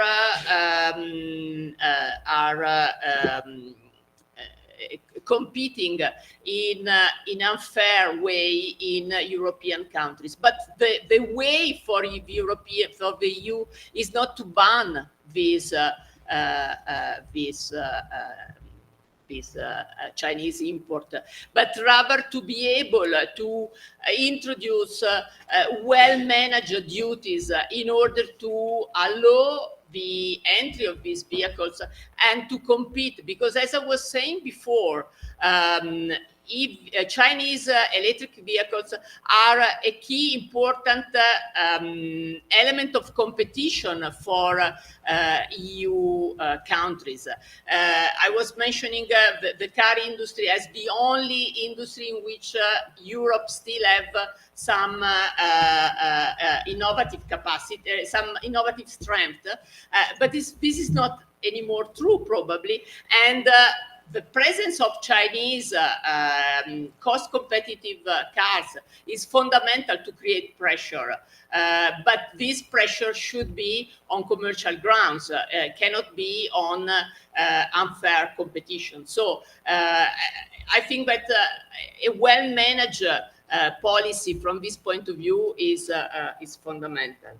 And then I would like to conclude with a third point, which I think was mentioned also before, about the importance for developing countries to have, and the difficulty to have the fiscal space for managing industrial policy and innovation policy. And I think this is really fundamental in the sense that clearly there is a strong need in terms of pushing strongly against the financialization of the private capital, and there is a strong need in terms of introducing conditionalities. I mean, the US with the Chips and Science Act have introduced strong conditionality for private investment, and this should be the way also for other countries. So impose conditionality to private investment. And we also need to take into account that there are many developing countries where private investment are not going at all. There were some figures in the last World Investment Report, and there are about 60 countries in the world in which there were no private investment in the green transition at all. So it means that in this country, we cannot expect to attract foreign private investment.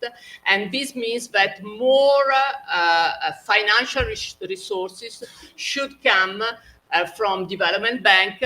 Development bank at the moment are not spending enough money on the green transition, for instance.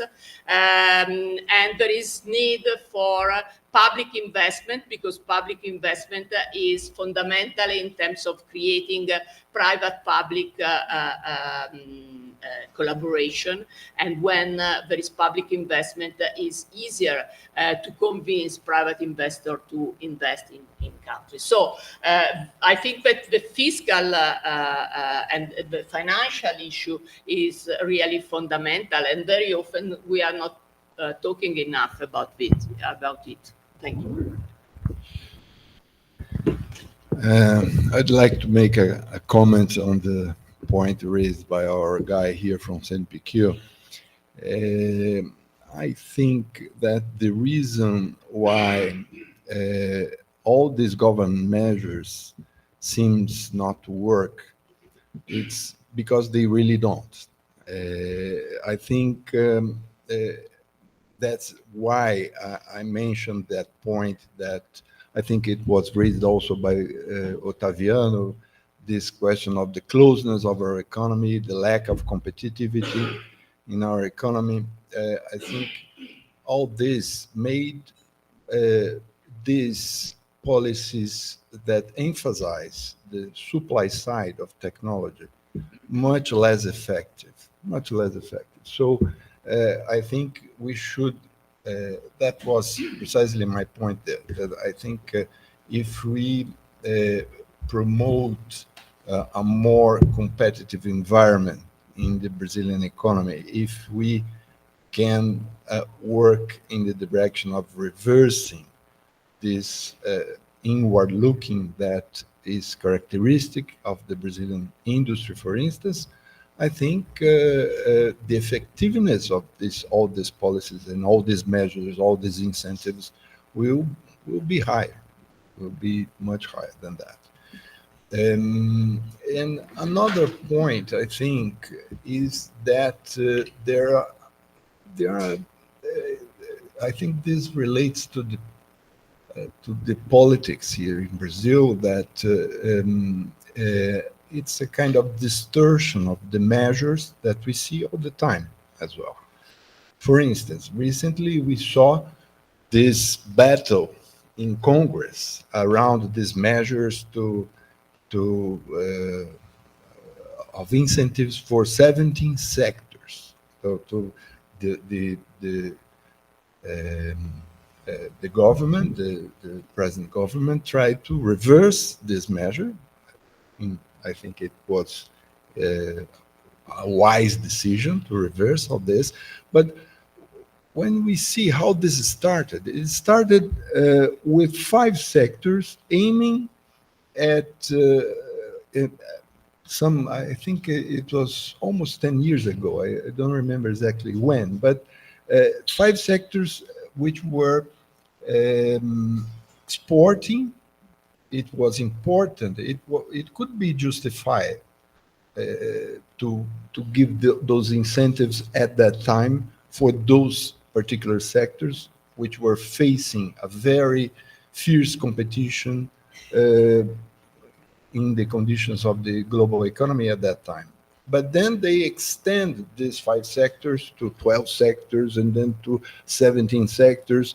And the justification was no longer the question of competitiveness in the global market, but the justification was that these sectors create a lot of jobs and things like that. So this kind of distortion in the system of incentives also is a big problem that we have, and is linked with the political system in Brazil and the difficulties that we face all the time in that area. So that's another point I think it's worth mentioning. Okay.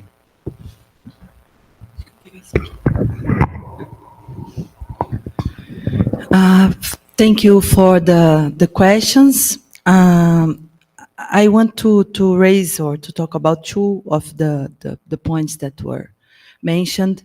I think in looking at our reality in Brazil, I think industrial policy should, of course, should take into account our previous and past experience, and we have to use these experiences to learn what went right, and of course what didn't didn't reach the objectives.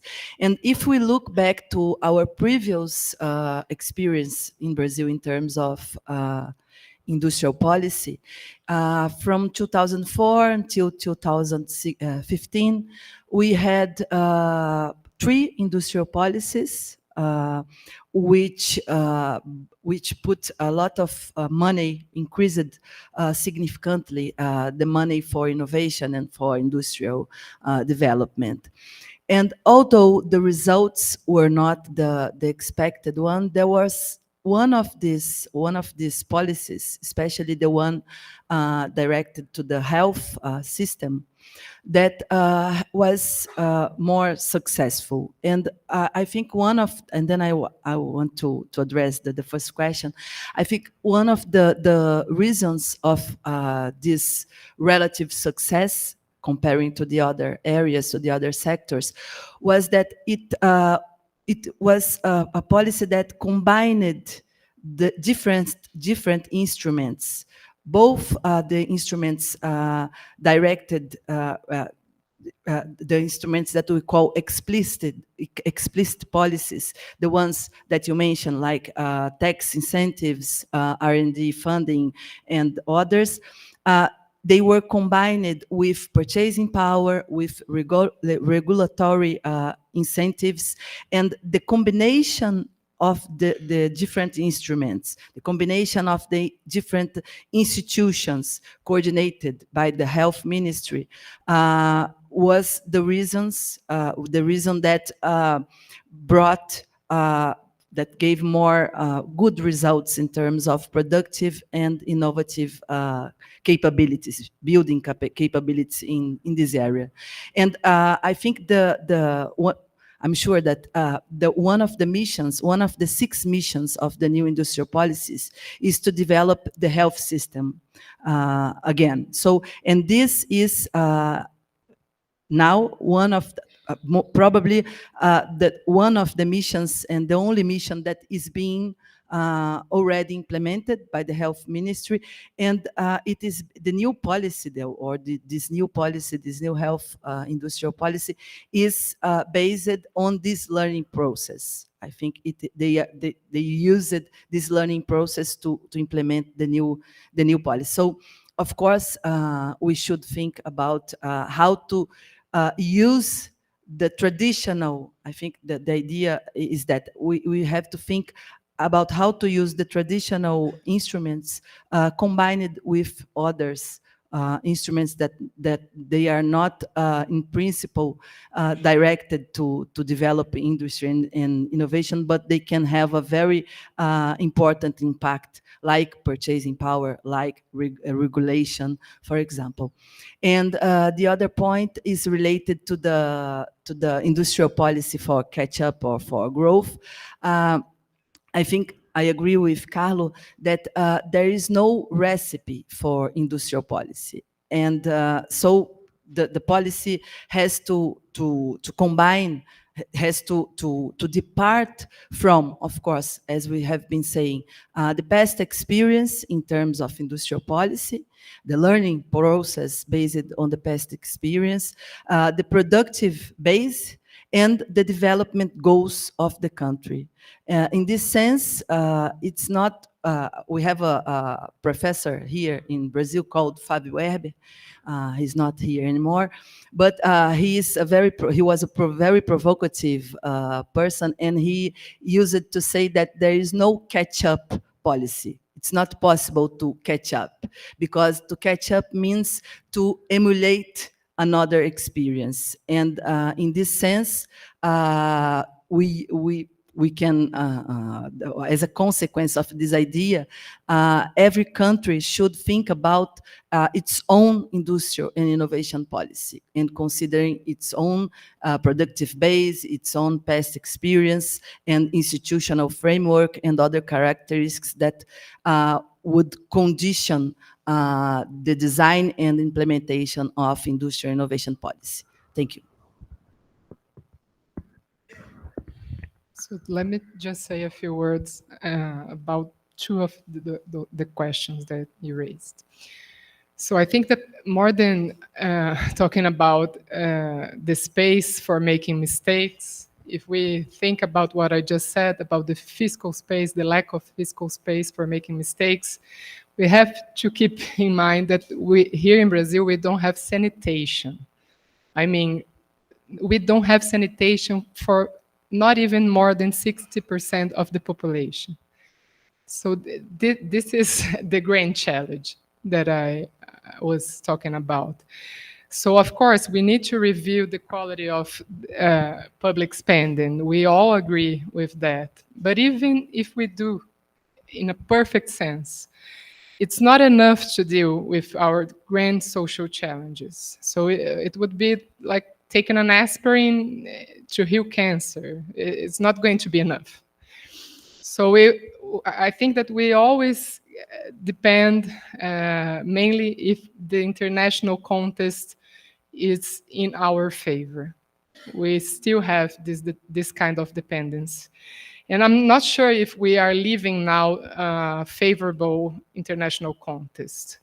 From one side, when I hear the thoughts about we have to stop looking from the inside for the inside, we have to stop this perspective of local content and so on. If we take a look of what the United States is doing, the Europe is doing, China has been doing for a long time also, it's exactly the opposite. So it's kind of course, it's a challenge. We know that we don't have the same resources of those countries, but I'm not sure. Actually, I'm pretty sure that it's not about following their example, but we should be more careful about going to the opposite side. So if we take the discussion that we endorsed here in Brazil last year, you would see the Ministry of Industrial Development talking a lot about the idea of power shoring. They were all excited about this idea. So, of course, if we take a quick look about this phenomenon, Brazil may have some positive, some benefit in this scenario. We are talking about countries that can offer clean, abundant energy and are close to consumption centers. So that's our case. That's for sure. But even this discussion, I don't think that our development bank, BNDES, had the lead role. So even that could be a simple answer, something very, I don't know, obvious. It was not that obvious. So let me get back to the question about catching up. I think you said something about, should industrial policy should be used for catching up strategy. I love that Marina remind about Fabio Webb. So I think it's the best answer that we could have today. But I was thinking about another, a kind of a different question. Because if we think that the lack of industrial policy is going to leave us without sustained growth or even having the ability to catch up, are we actually talking about catch up due to different rhythms of the industrialization, like Fiona Tregena loves to say? Because maybe that's the case, you know? So catching up doesn't mean that we are fueling the innovation system, connecting with manufacturing. It may be just the case that we are not the worst player. That's all. And I want to make the point again that industrial policy should be used for social inclusion. And the case of the health ministry in Brazil, the strategy that we are living now, I think it's the best case. I agree with Marina. So let me just give you a few notes about what the Ministry of Health in Brazil just launched this month, okay? They just launched 2 programs. The first one is the Development and Innovation Program. This is quite of new, but we also had a new version of an old program, which is the Partnerships for Productive Development. So if we take the first one, the Development Innovation Program, PDIL, this is a new program in Brazil. So we are talking about promoting innovation in the health sector at the local level. And we are doing that, encouraging the development of new technologies to improve the quality of health services that are offered to the population.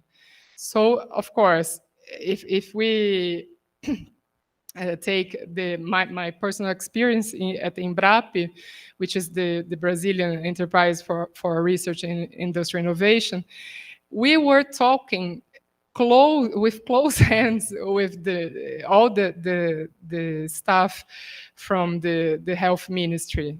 We are, of course, just one actor of a whole innovative system, but we were working very closely to the health ministry.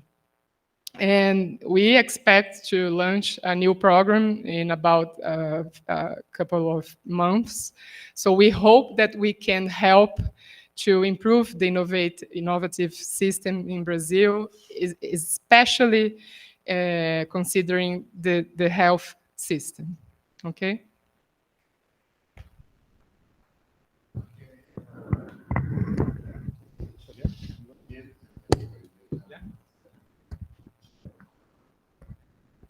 I won't be long, but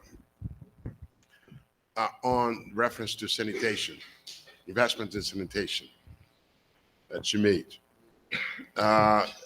Sanitation that you mentioned. When the World Bank made the study on infrastructure in Brazil, it highlighted the deficiency in two areas, roads and sanitation. So you're right in pinpointing how specifically sanitation is a.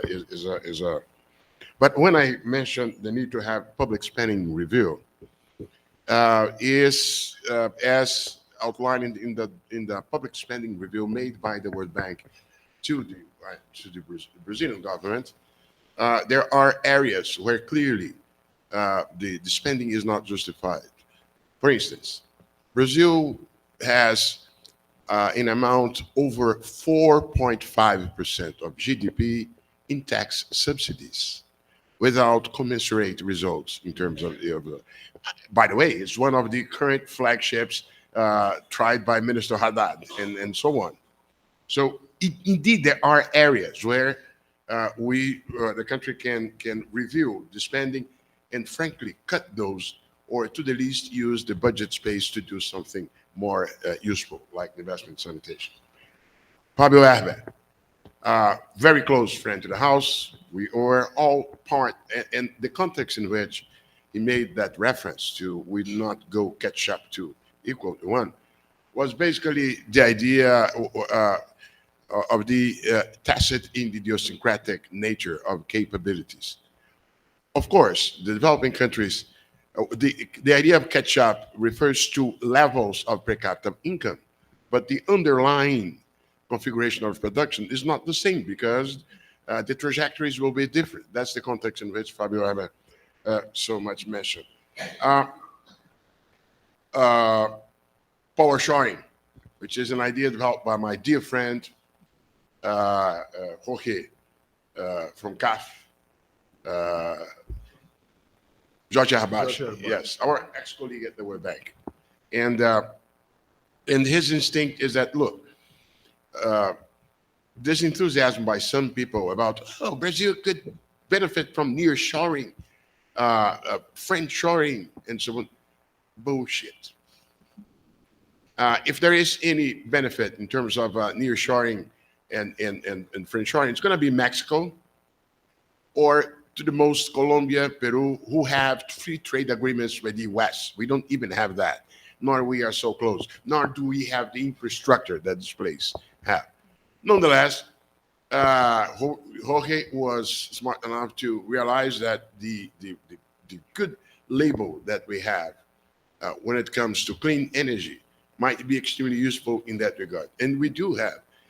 Brazil has a matrix of energy that is among the cleanest in the world because of the hydroelectricity. We have more than 60, close to 60% of our energy consumption is renewable, right? Where we perform badly is in deforestation. Then we send out more carbon than the one that we economize through the energy. But if we fix the thing of the deforestation, definitely our ability to produce and consume energy in such a renewable way would be a fantastic source of label of carbon credits for Brazil to bring here the energy intensive industry. And finally, there are trade-offs among industrial policies.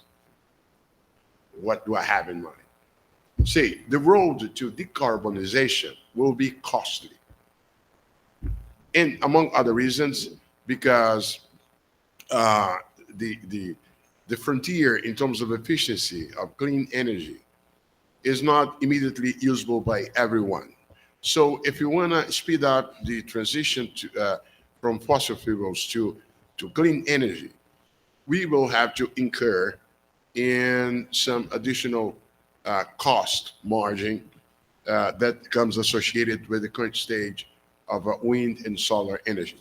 It's true that we have made a stupendous progress led by China and in terms of reduction of costs, but still there is a wedge. So the option by the US to go with the IRA, with the Inflation Reduction Act, whether, I'm not talking about the objectives, the non-economic objectives stipulated by the White House, security, or the future development of clean energy. The fact of the matter is that the US energy transition will be harmed by the trade protection against the Chinese products, period. That's mathematics.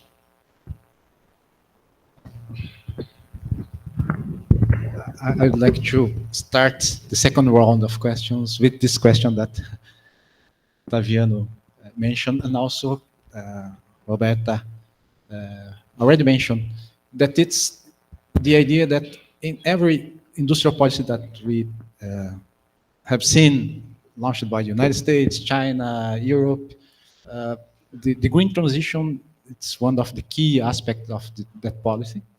So could be a good news if you are talking about the situation of climate emergency, but also we have this aspect of competition that can harm the potential benefit of this industrial policy. So what I'd like to hear you about this two sides of industrial policy related to the green transition.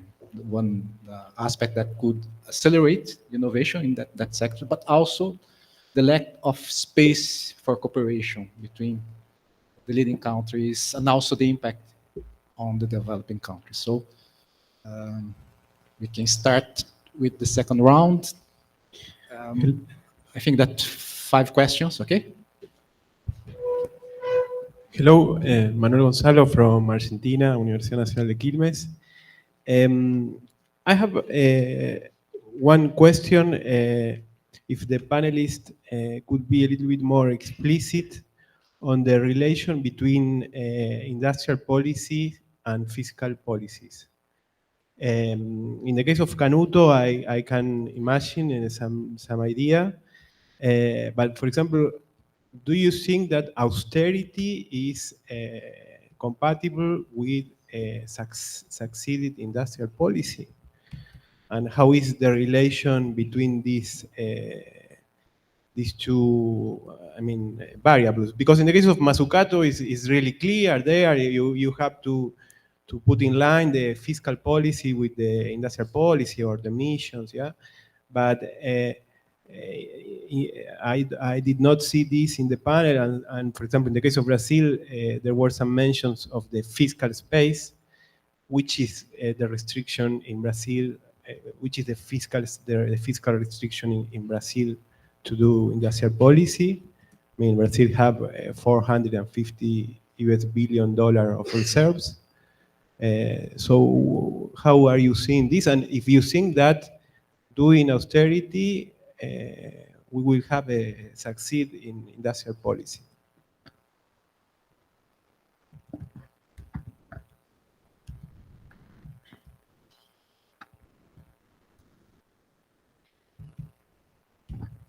Thank you. First of all, congratulations for the panel before and all the presentations that you guys made, and everyone.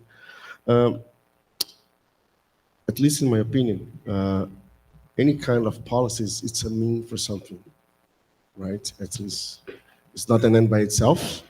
And when you guys talking about industrial policy, I realized that most of you guys didn't talk about industrial policy or make any kind of differentiation about innovation policy. If they are the same thing or not, or when one is an instrument of the other one. So this is, I'm starting to understand if they are the same thing. But when I start thinking about it, and then Professor Marilia and Marina brought about mission-oriented policies. And then what's the difference of mission-oriented and the traditional ones? Is they the same thing? Or because everybody talking about mission-oriented, oh, I think it's mission-oriented, we solve everything? Well, I don't believe so. I think they're targeting some part of problems, but not all the problems. So if you're talking about reindustrialization, I don't think so that mission will solve everything that we have. Even in Brazil, maybe it's just talking about mission-oriented. Well, I don't believe it's going to solve all Brazilians' problems. And I do believe what Maria said, that any kind of industrial policy or industrial or innovation policy must be linked with social side of the society.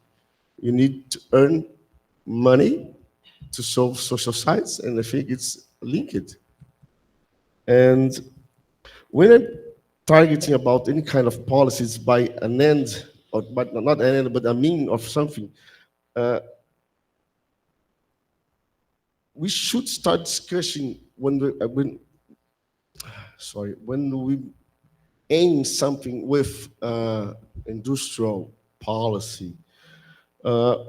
We shall start looking for aiming at the capability of the country or looking to our comparative or competitive advantages.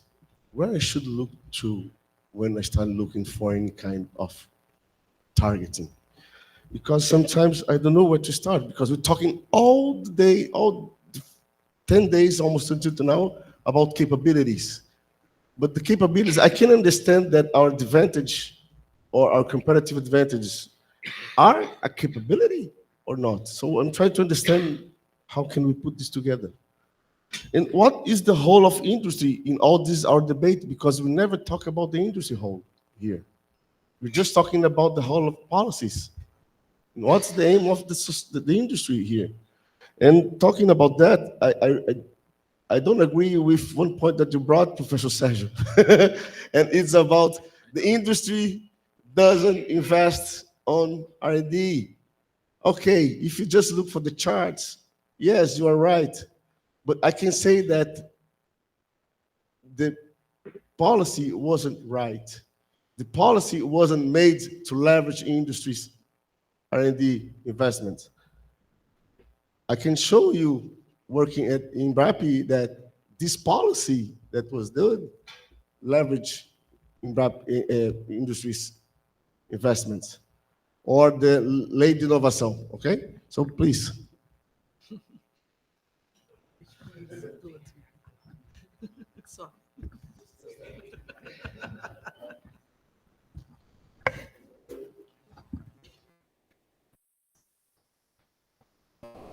Thank you for the presentations. My name is Marina. I'm PhD candidate at the Department of Science and Technology Policy.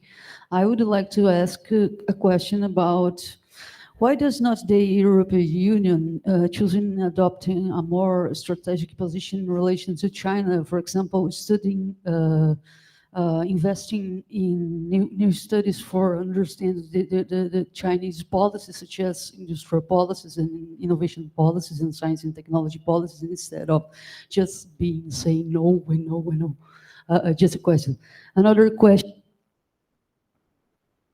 is about what is the position, but for all the panelists, is about what the position. I already mentioned this question for Professor Otaviano, but I would like to ask two other professors.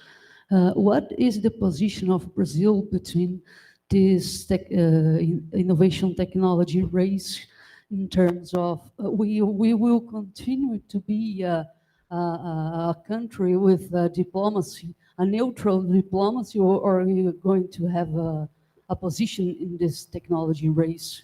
So that's my question. What is the position of Brazil in this technology race? Just a neutral position all the time?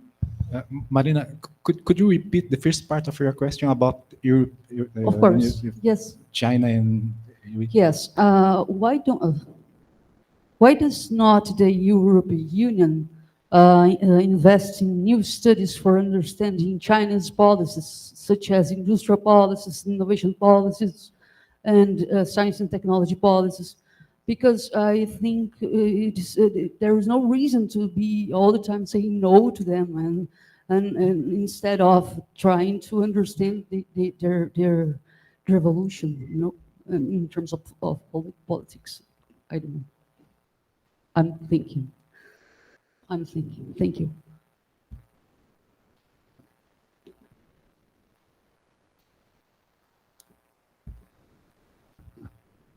Thank you for your presentation. I have a question regarding some countries under sanction, like Iran, Venezuela, Cuba, North Korea. How these countries can leverage from innovation and industrial policies to benefit from global trade and market? Okay, I think that's enough. I would like to remember that Carlo, Roberta, Marina, Marilia will be tomorrow again, so we can address more questions during the day tomorrow. Okay? So, If you want, yes.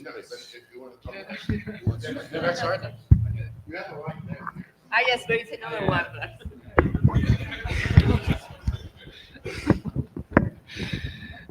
So, about the question by Manolo, if austerity is compatible with industrial policy.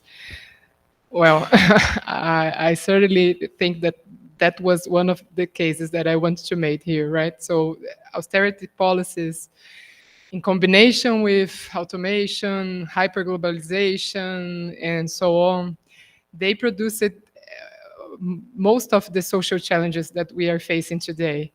In fact, you have a whole literature about labor polarization and the shortage of good jobs connecting this phenomenon.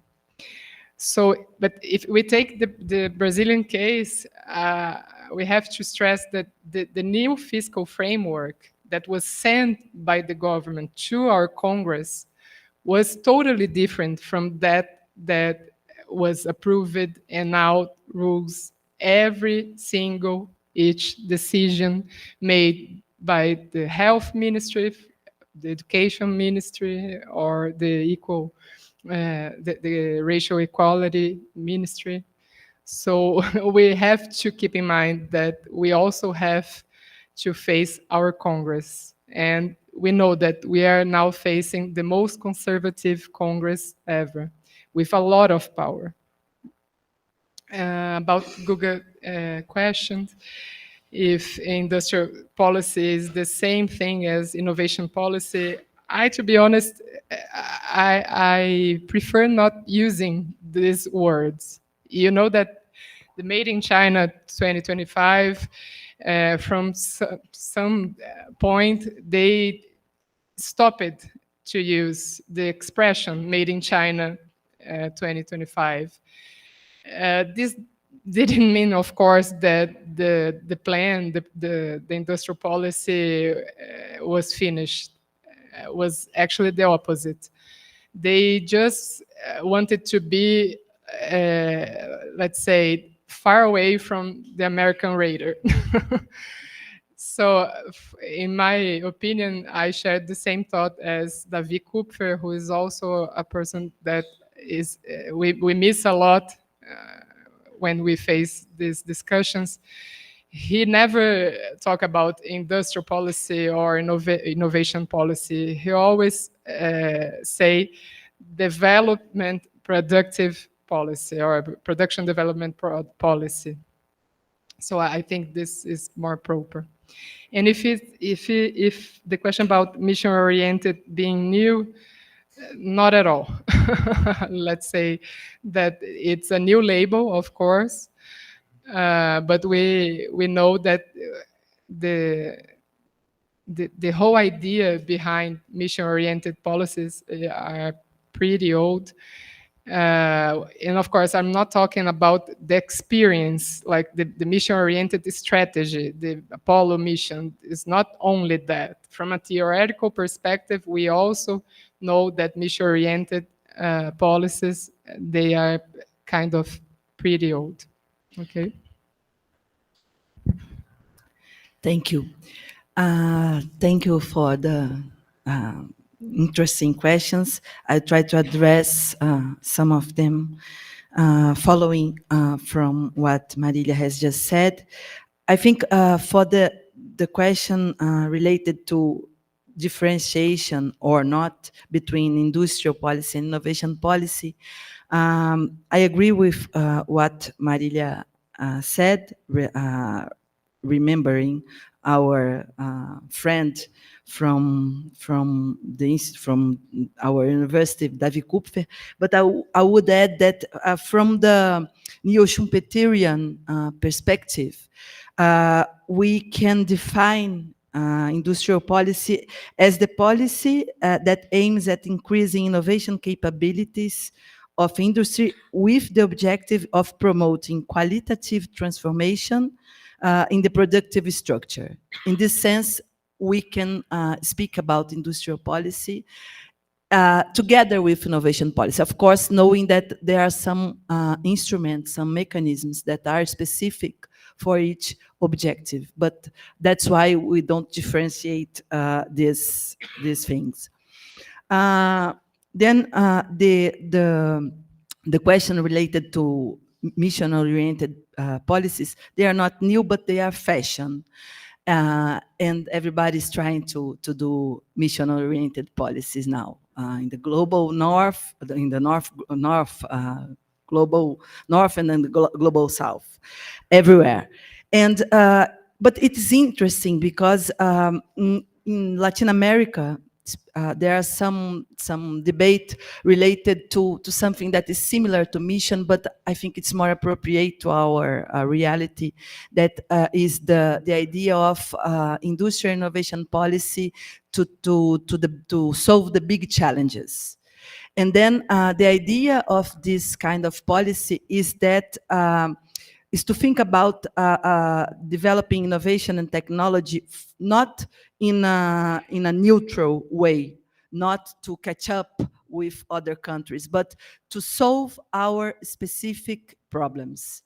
And then the combination, this idea, but I think it's also included in the idea of mission-oriented policies, the idea of the departuring point of combining industrial innovation policy, the economic side, with the social side. And health, the health system is one area where it becomes very clear the need to put the two policies and the objectives together, because in Brazil, as Marilia has mentioned, our industrial innovation policies are focused on developing productive capacity to fulfill the needs of our public health system. So the combination is clear in the health system. And also there are other areas where this combination is clear, and it helps to understand the idea of mission-oriented or innovation policies to solve big challenges. Thank you. Certainly, Luis Gustavo raised a number of difficult questions here. I'll try to, this question of how to integrate industrial policy and innovation policy certainly is a big challenge.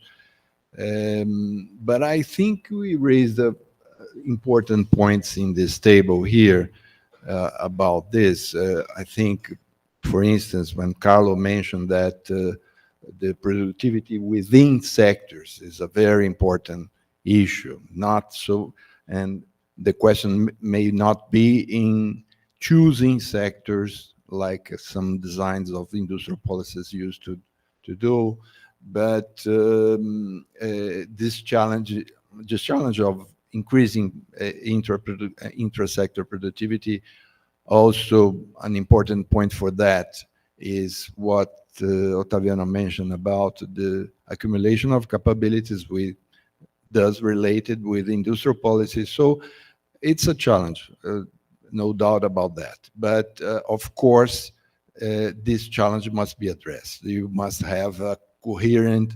industrial policy and innovation policy in order to achieve the intended goal. So this is important. And I do not agree with you that the problem with the incentives were in the design of them. Of course, I think it was not the case. Just to mention a point raised by Celio, this two sides that we have in the green transition, how to balance this question of cooperation and competition. I think I see, from my point of view, this is a real opportunity for Brazil, because the global value chains are yet to be built. So, and we have very good conditions to participate in the building of this, in this capabilities in these sectors. But how to do this? For instance, today, if we have, as Otaviano already mentioned, we have a very clean matrix, energy matrix. So among the largest countries in the world, Brazil has the cleanest one. So this is an opportunity to develop some industries, especially those industries that are carbon intensive right now, and to develop supplies for those industries. That's the point. So energy supplies, to be the energy supplier for those industries like cement, plastics, things like that. Very intensive in emissions, carbon emissions. Brazil has an opportunity there. But how are we going to balance this? I think we must always focus on the global market, where we can build capabilities to compete in the global markets. We should invest in these areas. Today, for instance, if we expand the production of energy in Brazil using gas, the local content is much greater. The results in terms of employment and everything like that is much more interesting than if we invest, for instance, in production of solar, if we expand the solar, of course, because we import everything from China right now. So most of the system comes from China. So that's the point that we should address. How do we participate in this global value chain of the solar production, the production of solar systems? So in a way that when we expand the production of solar energy in Brazil, it will impact internally the Brazilian industry much more than now with the production of gas, using gas, for instance. That's the challenge. So we must understand that, have some principles about this. I think, for instance, it's a very bad idea try to, for the 50th time, to develop a naval industry in Brazil. And that's what this industrial policy is trying to do right now. So it's a complete nonsense from my point of view. But in these other areas, it will be very interesting, very important issues a very important goal to pursue, to have participation in the global value chain of solar industry, for instance. Okay. Thank you. So very, very difficult questions, and we have not much time to address all of that. I mean, I will start from, yes, the issue about competition and cooperation in the green transition, in the green technology. Here, I mean, I would like to say that, yeah, I agree with Otaviano that there is that the green transition will be costly, but I would also like to add that in the green transition, I mean, the real hope is in innovation. And if we look at the recent evidence, innovation in green technologies has been really amazing in the last few years. A lot of investment have been done and a lot of results have been reached. And so we really, and when I say we, I mean really globally, we need to continuously invest in innovation, which means for sure that the innovation in green technology should involve cooperation among different countries, and the green transition is and the climate change is clearly something which is a concern for the large part of population in the world. I mean, there was this recent UN survey. The results were showing how this, I mean, people are concerned about the green transition. So the countries should be able to continuously cooperate at technical level on specific domains concerning a specific green technology, because this is really important in terms of the result and in terms of enhancing and reaching rapidly this green transition. The second point I would like to address is about industrial policy, innovation policy. I mean, I agree with what has been said so far, and I think the point here is really that we need coordination among different domains. And again, the example of China and of the solar industry in China is very relevant from this point of view, because China started to build up solar industry with trade policy, so supporting export to the European market when there was a lot of market opportunities. So producing solar panels with external technologies and exporting these solar panels to Europe. Then there was the financial crisis in Europe, and so China started to build up and change policy, building up domestic market, but at the same time, with coordinating with domestic demand policy, with innovation policy, investing in research, education policy, investing in capabilities, policy to attract back Chinese talent from abroad. So a combination of different and supporting companies, so supply policy. So what has been successful, and this has allowed China to develop the full value chain, because now China doesn't only have the capacity to produce solar panel, but is dominating the complete value chain. It dominates the production of all the key inputs.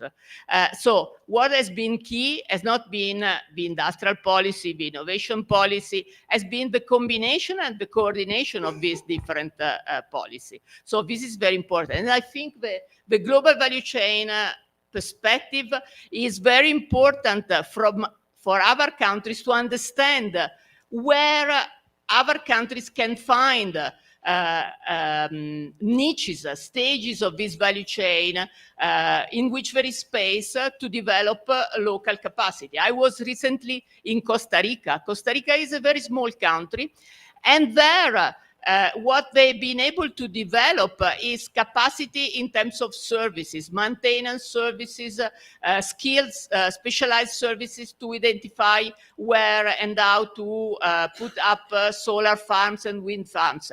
And this has been capacity which Costa Rica, where there is where there are skills, has started to export to the regional market. I mean, Costa Rica will never be a leading global producer of solar services for the world, but is starting to be a regional leader, which is something that I think is very important. And last word, I mean, from me at least, about the countries under sanctions. I think that this is a key problem. Clearly, this is a different story. I was, last year I was teaching economics of innovation in Palestine. And when you go to teach economics of innovation in a country like Palestine, you really have to start, or at least to try to think out of the box, because Palestine, I mean, Palestine before what is happening now in Palestine. I'm talking about Cisjordania. I'm not talking about Gaza. It's really a country where students are really asking you to face something which is completely different from the rest of the world. And I think this is really, I mean, I don't have an answer, but I really feel that this is something that we don't devote enough research and thought about these problems.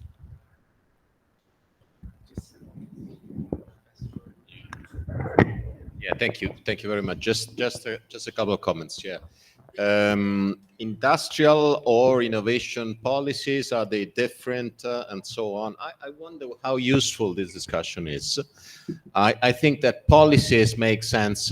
They're not an end in themselves. They are useful to achieve something else.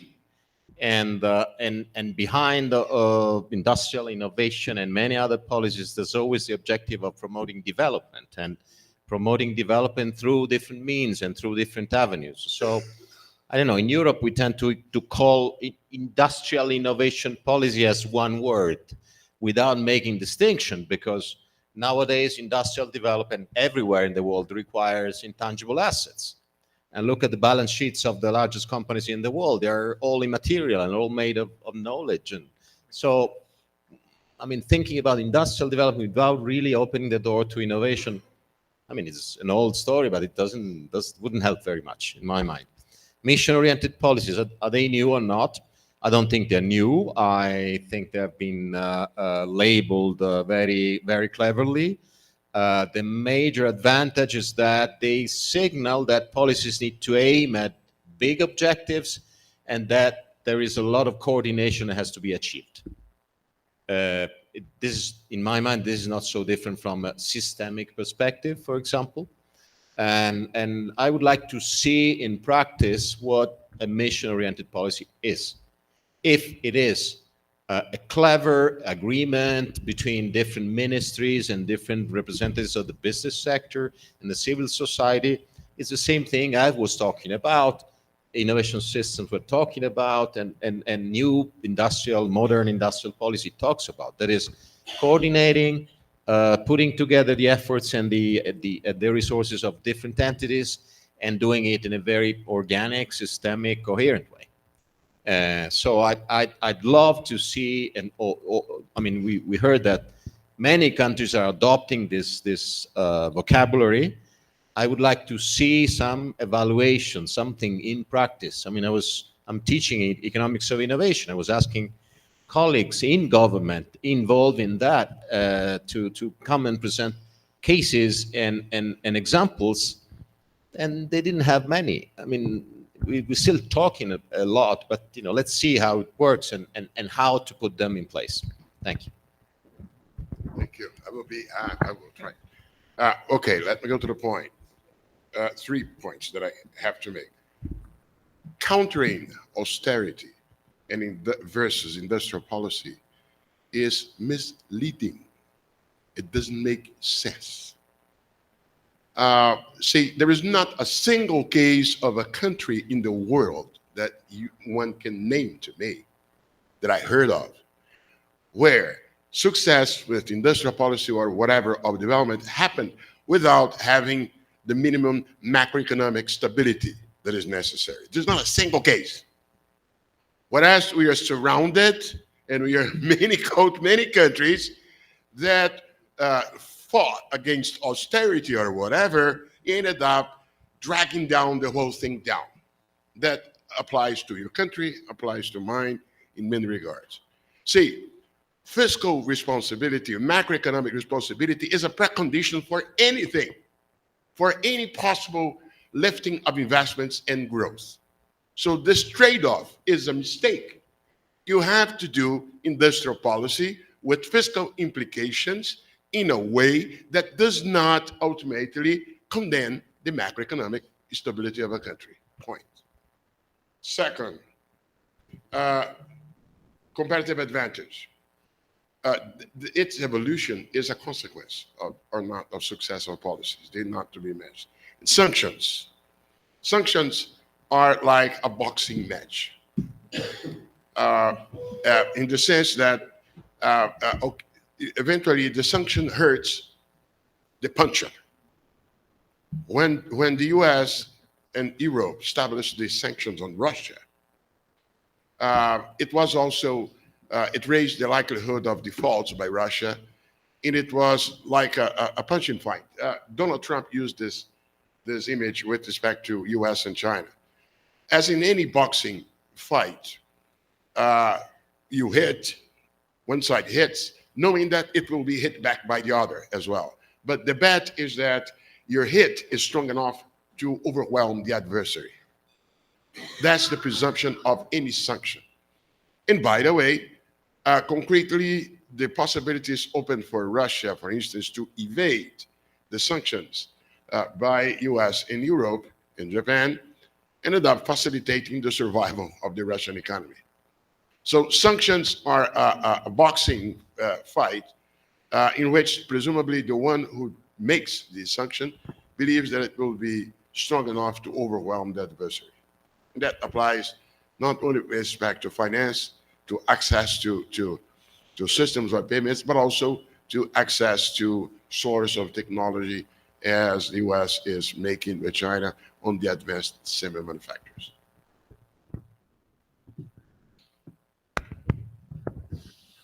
Okay, I would like to thank again for the discussion here and also for the audience. I think that we have a very good discussion, and tomorrow we will continue with some of speakers that here in the tables in the morning, in the afternoon. Okay, Bruno, do you have some messages for the audience? No.